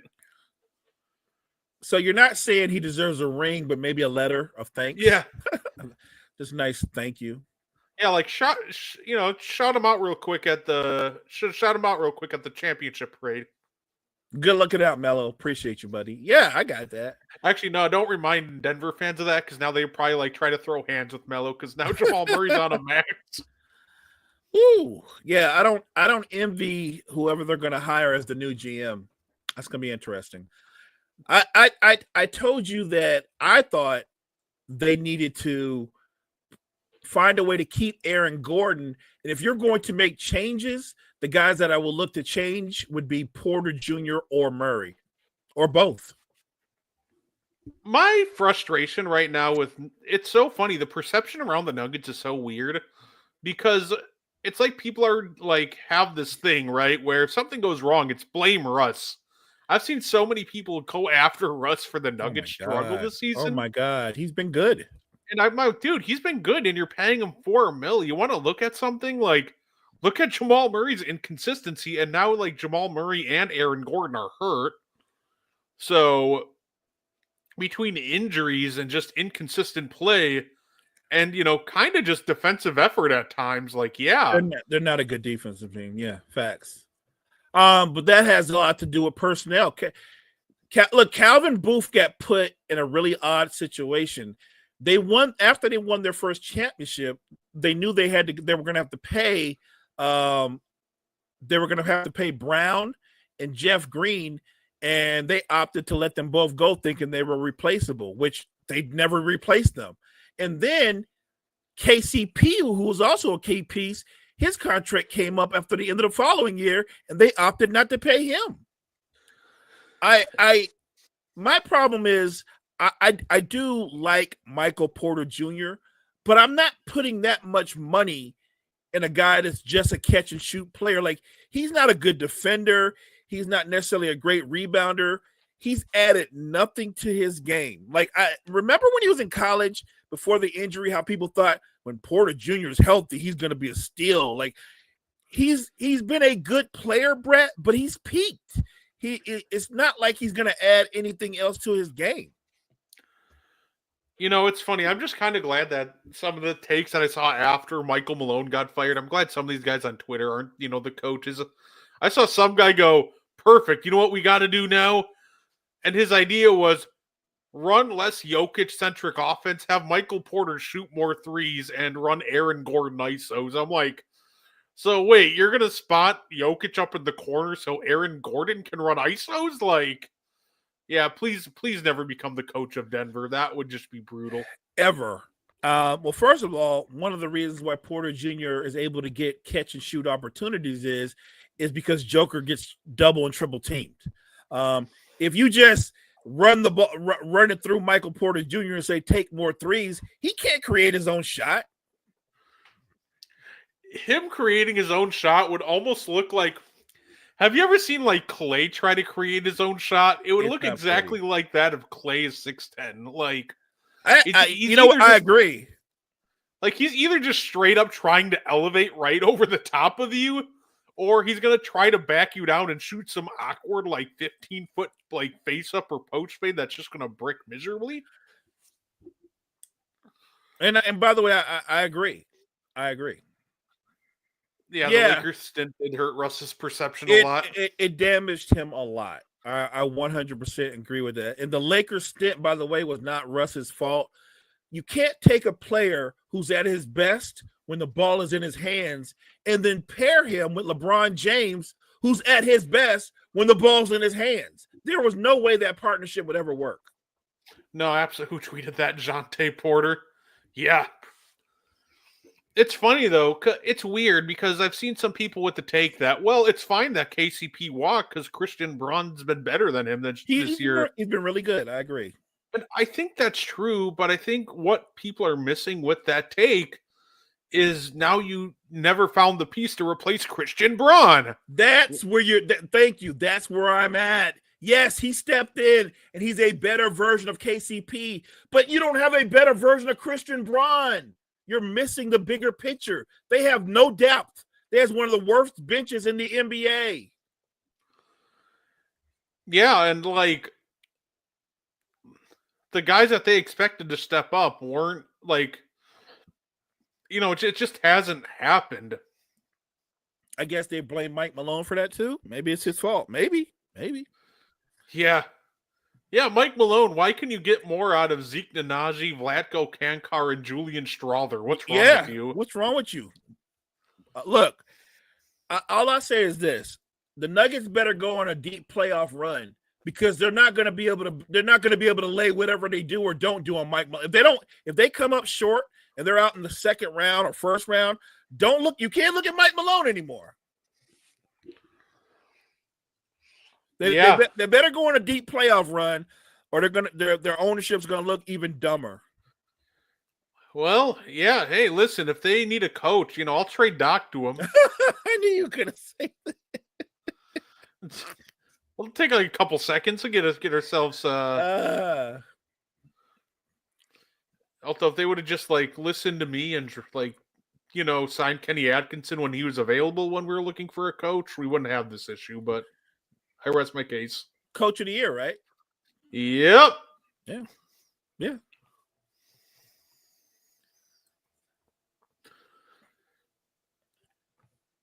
Yeah. Do we? That was. I think he's pretty clearly the coach of the year at this point. I think it's between him and Bickerstaff, and I think I'd give it pretty decisively to Kenny Atkinson.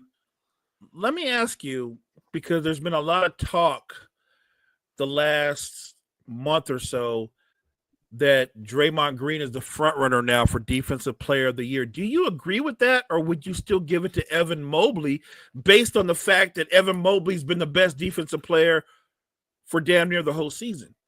Here's the part I don't like about the whole the part I don't like about Draymond DPOY, which is funny because I think Draymond's been having a great season defensively again. But his rise with DPOY almost coincided with him just kind of calling for it on his own show, right? Yes, it started there. Ooh, right. Ooh, that was nasty. But yeah, that's just it almost feels like he kind of is just controlling the narrative. Also when he started talking about how he should be the DPOY, his odds skyrocketed, and then he goes on ESPN and goes, "Oh, this might be my last chance," and now all of a sudden he's the front runner. Yeah, oh my goodness, Ann, calm down.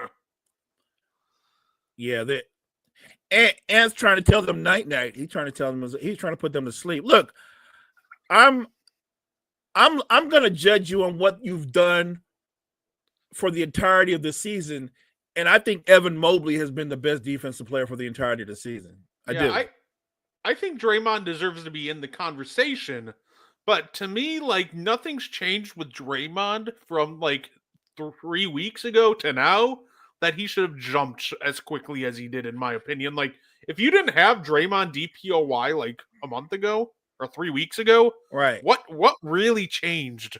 Oh, and Like, let's be Evan fair. Mobley didn't fall off a cliff. Jackson Right. didn't fall off a cliff. Dyson didn't fall off a cliff. So, like, Right. And what- if you're gonna say the Warriors defense got better, yeah, they did get better. You know why they got better? They added Jimmy Butler.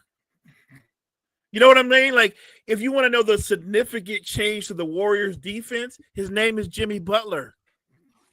yeah, and that's the thing. Like, they got Jimmy, who is also on his own a defensive anchor. Like, he's that good defensively. So, yeah, like, I don't mind Draymond being in the conversation. I think that should be it. But I still think, Mobley's my DPOY. And I don't think anything has happened in the last, like, month that should have, made him rise as quickly as he did, outside of him, like, begging for it on shows. Oh, my God. DiVincenzo from the heavens. Good night. Good night. Oh, by the way, that everything I said about the Denver Nuggets, that also applies to the Memphis Grizzlies. You look, and look, it's up in the air if Memphis is even going to make the playoffs. Like, they might be in the play-in, and if they don't play their A game, they might not make the playoffs. But all I'm going to say is you're not going to have Taylor Jenkins to kick around if you don't make the playoffs or you get knocked out in the first round. 18 for 21 this quarter on field goal attempts. The Timberwolves are. That's insane. Draymond. To me, the NFL equivalent would be like if, like, last year Micah Parsons started going on his podcast like, oh, I should be DPOI, and then all of a sudden it just happened. Like, it's weird. I will give him the respect that he deserves for his defense this year with Draymond, but I don't think he's DPOI. I think he's been very good again, but I want to push back on when pundits who clearly don't watch a lot of basketball, like Stephen A. Smith, go, well, Draymond is still a lockdown defender. No, he's not. What he is now is he's one of the top team defenders. He's one of the top weak side defenders. Draymond does not guard teams' number one offensive option anymore. That's not what he does. He hasn't done that in a couple of years, maybe longer. What Draymond does is he guards one of the weaker offensive options, and he plays free safety and walls off that way. He doesn't lock guys down. He's not that kind of defender. He doesn't have that kind of quickness on the perimeter anymore either. What he does do, if you watch him play more times than not, he almost exclusively guards 4s and 5s. Yeah, at this point, like, you don't want him guarding guards if necessary. Like, he still can if he needs to. But yeah, no, he's older. This probably is his last chance to win DPOI. So yeah, you'll see him a lot more just kind of directing the defense.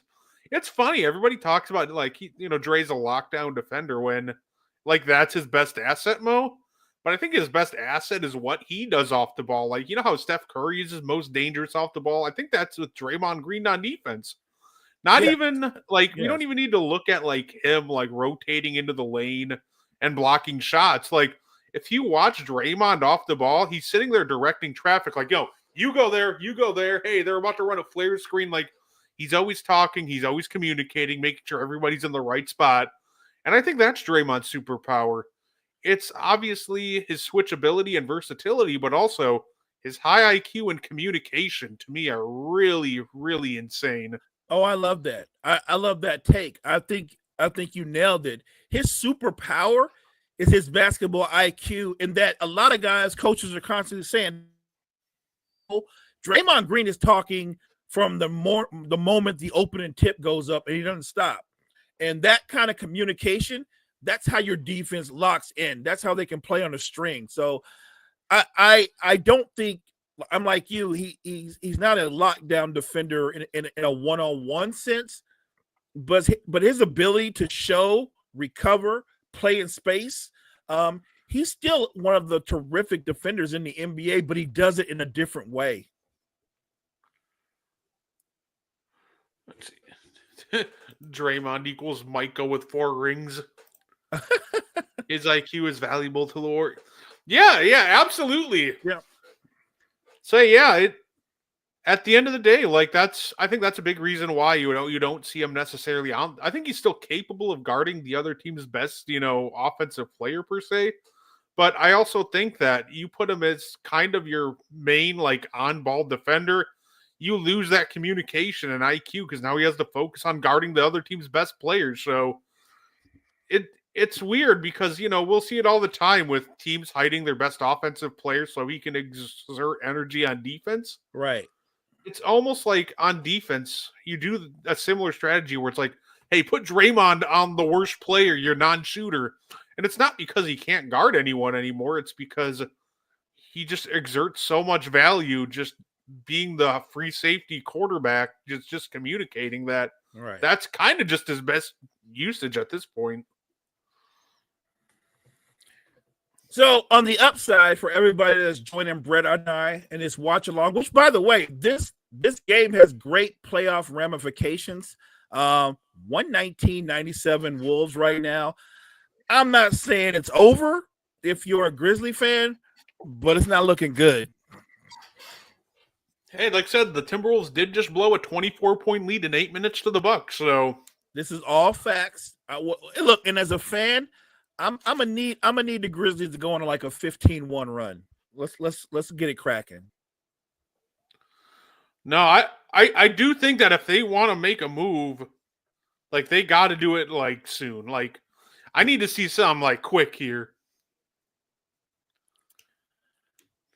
No, but I think the biggest difference though is like I picked the Timberwolves to close out this game, and I think the biggest thing giving me confidence right now is Anthony Edwards. Like when Ant-Man is shooting the way he is tonight, the Wolves are almost like impossible to beat. I would argue when he's shooting this way, this is the night where you're like, you know what, Ant, tonight you can take 25 shots. You know what I mean? Like when you're shooting like this, take 25, 26 shots. No, absolutely. And even like not even just him, like the whole team, like even Julius Randle is knocking down tough shot after tough shot. Like if I'm the Memphis Grizzlies, I'm not actually that discouraged by this game. Like there are definitely things that they have to work on, but also like there's just so many great shots being hit over like good defense that you're just kind of like, oh, tip my hat to the other team. There's just really nothing I can do about this. Here's what's crazy. You're going into the fourth quarter. Minnesota has 13 turnovers. If I told you had 13 turnovers going into the fourth quarter, I would say you've played very sloppy and you're probably behind. And yet they're up by a ton because they're shooting 54% from three right now, 18 of 33, and 60% from the field overall. Like offensively, it feels like Memphis has just caved and given up trying to stop them at all. They've caved. That said, do I expect Minnesota to keep shooting this way from three? 54% is insane. On the other hand, if you look at what the Grizzlies have done, they're not bad from three. They're shooting 60% from three, but they've only made 15 threes versus the Timberwolves who've made 18 threes, and they've only taken 14 free throws for the game, making 12 of those versus the Timberwolves who's made 21 free throws. So the game is won. This game has been won and lost at the 3-point line and at the free throw line. Oh, absolutely. And while we're on commercial break, I'm just going to have a little fun, give you guys scores from around the league. You know, the game before this, Pacers beat the Cavs 114-112. The Pistons beat the Knicks 115-106. That could be big because that could be a first-round playoff matchup. That could give Pistons some confidence. The Hawks crushed the Nets 133-109. And the other game outside of this one, the Bucks beat the Pelicans 136-111. In that game versus the Knicks, Cade Cunningham, 36 points, 8 assists. He's a bad man. Yeah, right now, Mo, if the season were to end today, Pistons Knicks in the first round. So that's big. Just to get that confidence boost and know that, hey, we can beat these guys. Nice little push shot there from Jackson. Say Bucks, Pacers, Celtics, Magic, and Cavs, Hawks right now are the first round. I'm loving those first round matchups. I'll take that. Grizzlies are getting torched by Ant as well as the others. They have to pick one. Rasheer looked good. Yeah, Rasheer's been I think Rasheer's been almost like kind of pulling away from I think, with Rasheer, he's cooking, and I think that, now, like, he's probably just going to win Rookie of the Year. Like, he's made that strong of a push that he's jumped into favorites. That he's got to be the favorite now, right?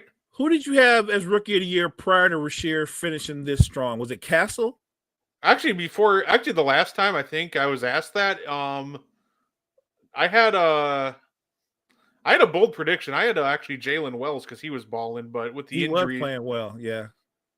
with the injury late, that's not going to happen, and that's okay.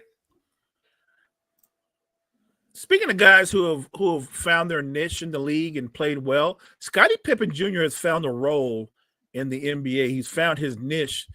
He's terrific as a backup point guard. He gives them quickness.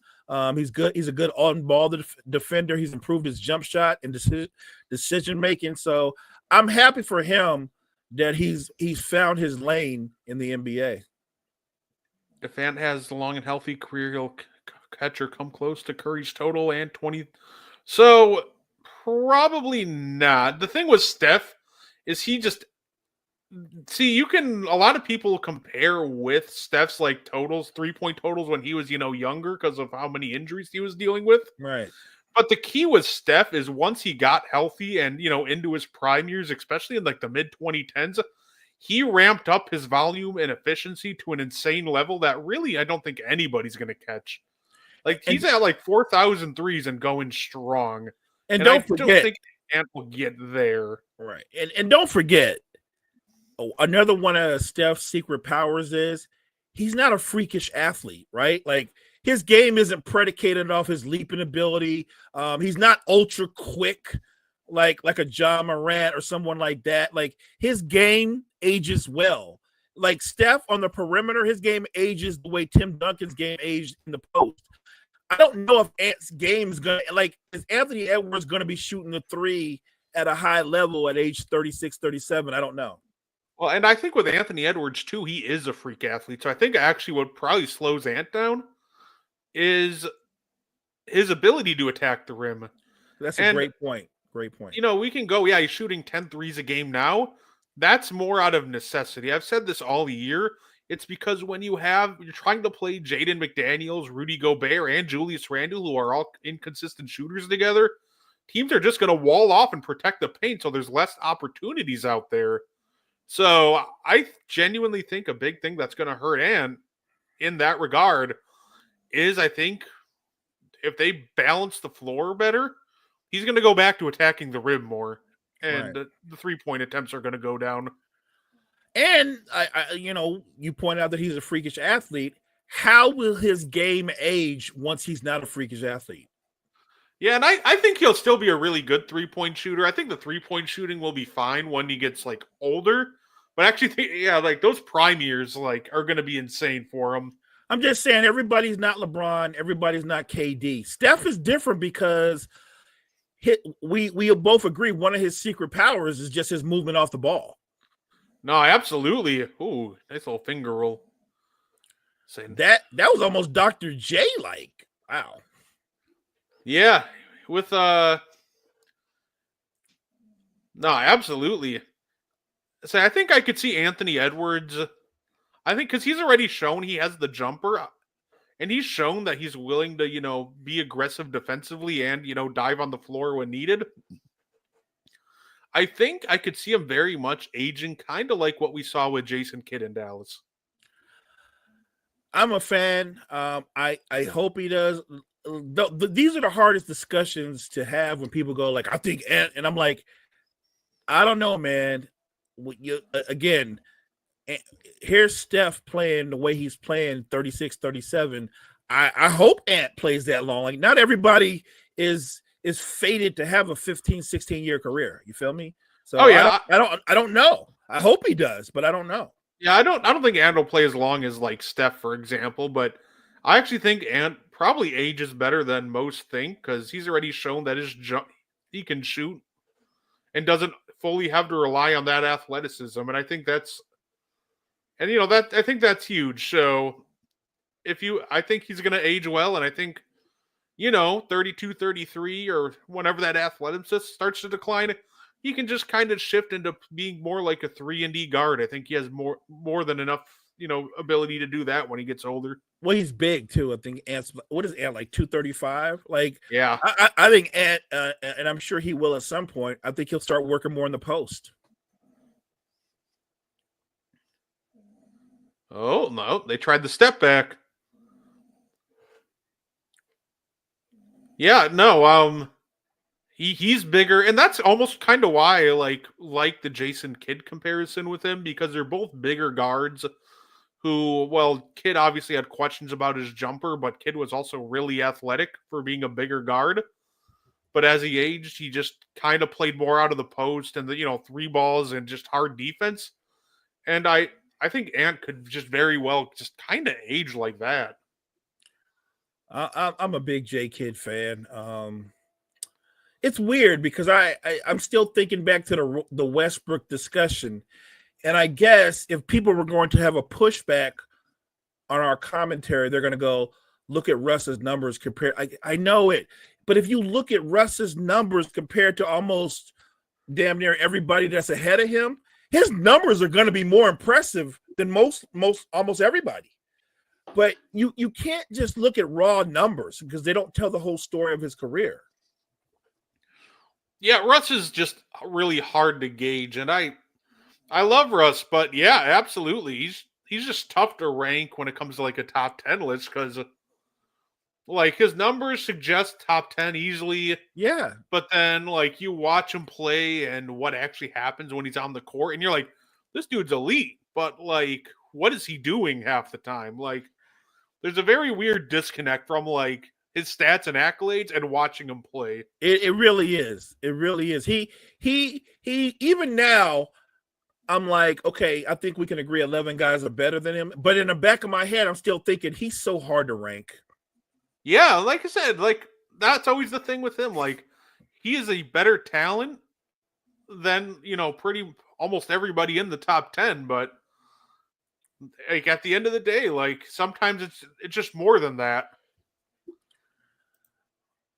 Yeah, the best version of Jason Kidd was on the Brooklyn Nets. 100%. Sorry, New Jersey. Took them to back-to-back NBA finals. That was amazing. What I remember about J Kidd is he was a point guard, but don't forget, Jason Kidd was like 6'4", 6'5".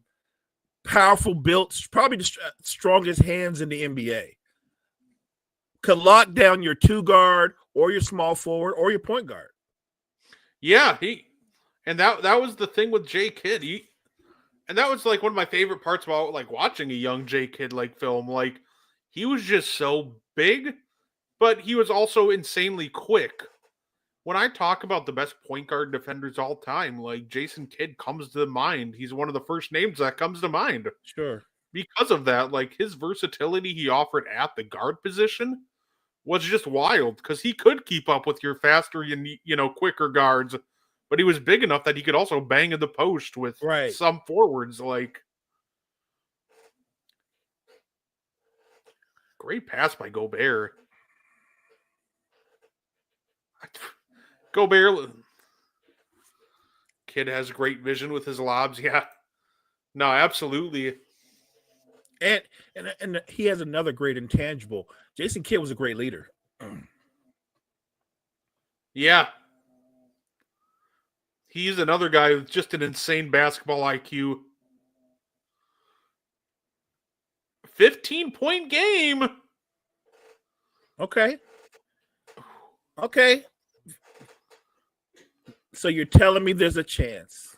Pretty much. Like, Minnesota, still rightfully favored, but they better pick it up here. So Desmond Bane is 11 for 15. So what does that tell me? Get the ball to Desmond Bane more. Yeah, that's something that they didn't seem to do a lot in the third quarter. Just they went away from Bane. I thought Bane was about to heat check that. He's about to heat check that. He is gonna pull it. He wants to pull it. Yeah, it was really bad, but he checked it. Yeah, the results are horrible, but I get it. I didn't like after he. To me, like if you like hesitate on a shot like that, like just don't shoot it. Don't shoot it. 100%. That means you're not even sure. Don't when in doubt, don't. No, absolutely. I like the idea of a heat check there. Actually, if you would have just caught it and like Raised up and shot it. Yeah. yeah, but as soon as you pump fake, just keep the ball moving, or call for a Zach Edey screen or something. Yeah, no. Everybody tuning in, by the way, definitely appreciate it. Thank you. If you got a second, definitely we have a Facebook page for the And One podcast. Would definitely appreciate a like and a follow. You know, that would be great. We aim to just continue to have high, basketball discussions. You know, we like to talk about guys like, LeBron, Bird, like, your usual big names.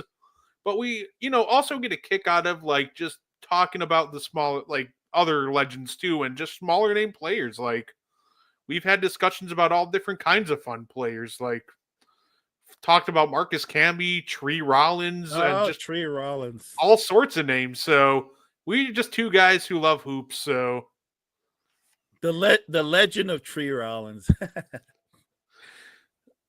oh my. I'd go off with him because I used to when I play 2K. One of my favorite all-time teams to use is actually the all-time Hawks. So I would just be balling out with I'd be balling out with Tree. Actually, I'd be balling out with Josh Smith. He's the biggest reason. You play the all-time. It's funny because my favorite version of not 2K but NBA Live before 2K really blew up. I think it was NBA Live. I want to say 97, 96, 97. What? It was a year where the Lakers had Nick Van Exel, Eddie Jones, Kobe, and Shaq. I used to just rip people apart with that squad. Oh, I would put in a lineup with it was Lou Hudson, Joe Johnson, Dominique Wilkins, Josh Smith, and Al Horford. Oh wow! And run this like five because they gave Lou, Joe, Horford, Dominique, they gave them all a great 3-point shot. So I'm pretty much just using Josh Smith and running like inverted pick and rolls with, Joe. I've like Joe Johnson, Al Horford. I'd pretty much pick a random guy and have him set a screen. And I'd pretty much just play a drive and kick game and nobody knew what to do with Josh Smith. I played with the Clippers team like a year ago. Obviously it's Paul George, it's Harden, it's Kawhi. That's a hard squad to guard. I was giving people work. See, when will you have a Theo Ratliff discussion? I mean, we can talk about it when we talk about centers that Shaq buried under the rim. Theo Ratliff. Ooh. It's funny because my like some of my favorite all-time teams to use were like the 2013 Knicks with Melo, JR, Stat, Tyson Chandler. Ooh, that's a good one. That's a good one. One of my favorite ones was the 07-08 Nuggets. I think that's Melo, that's J.R. Smith, Kenya Martin, Chauncey Billups. It was a squad. One team I was stupid good with, and it was and this was for no good reason whatsoever. I don't know why I was so good with them, but the 2017-18 actually Utah Jazz. Is that with Boozer in them? Or is that no, that's Mitchell. That's D Mitch. That's D Mitch and company. Yeah. But like Gordon Hayward, Derek Favors. Oh, somebody in the chat said 08 Rockets, T-Mac and Yao. I love it. Okay. And no, that's a great squad too. My big thing is, Ant, you don't need that. You're trying to protect the lead, Ant. Burn the clock. You don't need to try to go all Family Guy, spam the corner 3 right there.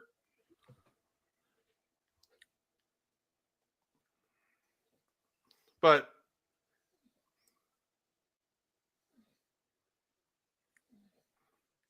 here comes the Grizzlies.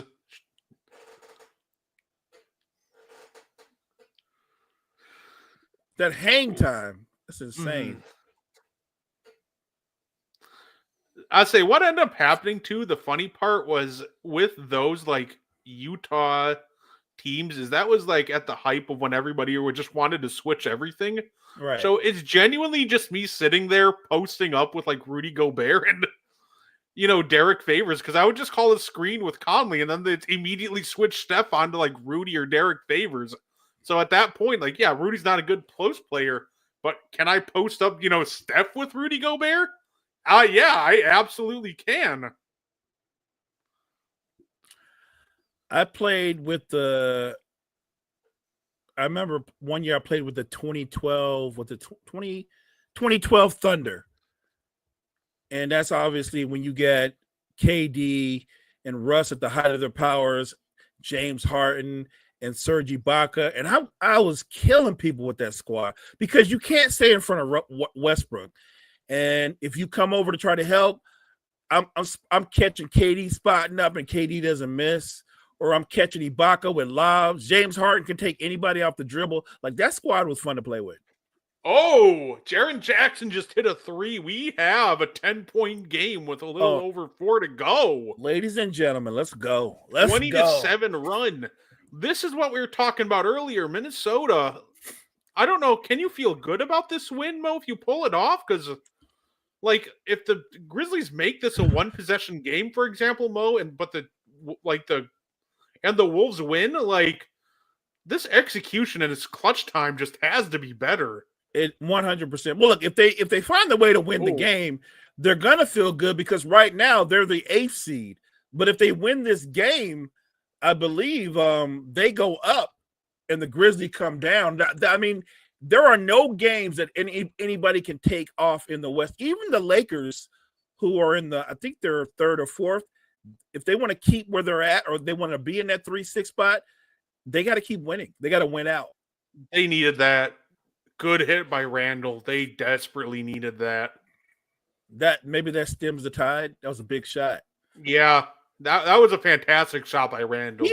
He's really quick, but he does not finish well. Scottie Pippen Jr. Mm-hmm. He's really quick.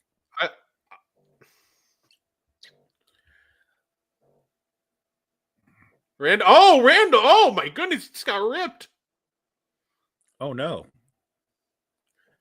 And then he tried to flop.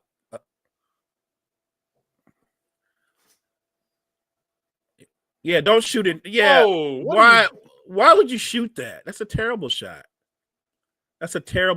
Scottie Pippen with a great steal. What is like? I don't know what's going on, Mo. Like, yeah, this game just got weird. I didn't even get that. I don't know what just happened. It looks like a street ball game right now. It's no continuity to it. It's if you're the Grizzlies, the shot clock is your friend. Don't chuck up quick shot, or not the Grizzlies, the Timberwolves. Stop chucking up quick shots. Right, and the Grizzlies, unfortunately for them, they got a couple good looks. Like that was a great look by Bane for 3. It just missed. What a sequence, but they've put themselves in a position, right, where what are the odds of them winning? It's still not amazing, but also like the odds are definitely like much better than they were. So they're going to have to play pretty perfect from here on out, and they need a bucket out of this timeout. And look, there's over 2 minutes to play. You don't have to shoot a 3 on every possession. You can attack the basket, maybe get a 2 or get 3 the hard way. Yeah. NBA Street was my game. Fair enough. I'd say my favorite game growing up too, for shout out to the original Xbox for NBA Street Volume 2. I don't think I ever played obviously the original one that started it all, Lakers versus Celtics. I played what was it? There was a game right before NBA Live. I think it had Gary Payton on the cover. I forgot the name of it. Man. But it was fun because, like, for some reason, whoever did the ratings, they turned Gary Payton into, like, he was Gary Payton, but he had Dominique Wilkins hops. Oh, I do love, like, the NBA Street games, because I think, and I forgot which one, but I think I think it was NBA Street where like Steve Nash was in it. And it was the funniest thing ever, Mo, because then he's doing stuff you've never seen. Like the the one guy was playing, I think it was NBA Street, and like said Steve Nash was in it. And Steve Nash does like a two-handed back scratcher dunk, and he just pauses the game. He goes, "Now what is Steve Nash doing that?" Like if Steve Nash was able to do like back scratchers and he was that athletic, like the Suns are probably just sweeping everybody. It's that level of unstoppable. 50, 40, 90 with like D Rose level athleticism. Like, That's yeah. crazy. I remember Tom Chambers in the Lakers versus Celtics. He could double pump dunk from the 3-point line. My superpower playing 2K games is kind of just at basketball knowledge because I know how to go off with the most random players. Like, there's this one guy I faced as a joke. It was like 2K15, and I picked the Detroit Pistons, and his record online was 505-4. Oh, and I beat him because literally 3 possessions in a row, I forced a turnover, and I was down 9, so I just said screw it and just kept giving it to Caron Butler and hit like 3 straight transition like threes from the logo and forced overtime. It was the most insane thing ever. Like, I still don't know how I beat that guy, but it's because I started going nuts with, like, Caron Butler, and then, like, Brandon Jennings and Andre Drummond brought me home in overtime. Man, and he let the L stand. Shout out to him for not trying to, like, do the old disconnect. You know what I'm saying? Good looking out. Take that L, man. Good sport. Ooh. Good sport. Oh, they got a technical. Oh, that's big. Okay, well, Ja got a technical during the break, so sounds about right. That's leadership. That's leadership. Ooh, you can't. I get it. Did you get fouled? Yeah, but at the same time, like you cannot pick up a technical there, and they called the foul. Right. That's the part that's baffling. They called the foul. You can't say call the damn foul. They did. Stop whining. I think that it was the play before when that jumper that he wanted the foul call, but you went back down the floor and you got a foul call. Like, just don't worry about the jumper. You got to move because on, at the end of the day, you cannot give a free basket in this situation. All right, here we go. Nice play. Nice. There we go. See, that's better. That was a really smart play. You could tell that was something the coach called out of the timeout. Yeah, that's the value of having a vet like Mike Conley and even Julius Randle, because Julius Randle's a guy who kind of saved this game for him, it felt like. And the reason I say that is Ant started rushing shots. He took that bad corner 3, and Julius just said, he got in the post and said, hey, give it to me. We're going to slow this down and, burn some clock. And he was able to generate good shots, too. Ooh. Julius Randle just hit another big 3. Yeah, that's the dagger. It's over. It's over. Yeah. So, again, look, I think you got to hold the Memphis Grizzlies to the same standards that we're going to hold the Denver Nuggets to. If you get rid of your coach this late in the season and you end up in the play-in or you don't make the playoffs altogether, you can't use him as the excuse. You can't. I think these two teams are almost perfect, like, examples of why vets are important. Like, there are still some possessions down at the end, like, especially with that Ja Morant 3 that he was complaining he didn't get the foul call. Like, that was just a terrible shot. Where on the other end, when, the Wolves started to get discombobulated, like, they had Conley and Randle to kind of help them slow the game down and get everything back under control. Correct. But I still do have questions about the Timberwolves' ability to close out games. Because, like, I get, they're going to close this one out, but also you're not going to get it this hot of Julius Randle and Anthony Edwards every time. So I'm still questioning, like, when this game, if this turns into a half-court slog and Randle and Ant aren't shooting, like, 500% from 3 and just hitting everything, like, Are they Right. going to be able to close games out in the playoffs? Well, look, the problem I've had, not with necessarily them trading Towns for Randall, it was that was the only big move they made. And I thought that what they lacked overall is they didn't have a lot of shooting, and they still don't have a lot of shooting. You're relying on Julius Randle, who can be very streaky. You're relying on Ant, even though he's much improved. He can, like, he shot well tonight, but as great a player as he is, I've seen him go 2 for 13 from three. Like, I thought they should have pursued people who are pure shooters that they could create shots for, and they're more reliable, and they didn't do that. And I'm with you. They're both capable, but when you start playing against the better teams and it's in the postseason, there's a scouting report. You know who to leave open. You know who to give the 3 to. I just think that's going to be the struggle for the Timberwolves. I just don't think they have enough firepower. No, absolutely. And yeah, I just want to take this time once again, thank you guys very much for tuning into our show tonight. I always love doing the live watch-alongs and reactions, and just chopping it up with you guys about just the basketball, just this game and just stuff going on around the league. Talk some video games too. Like, it's always just a lot of fun chopping it up with you guys. So I definitely appreciate you guys tuning in.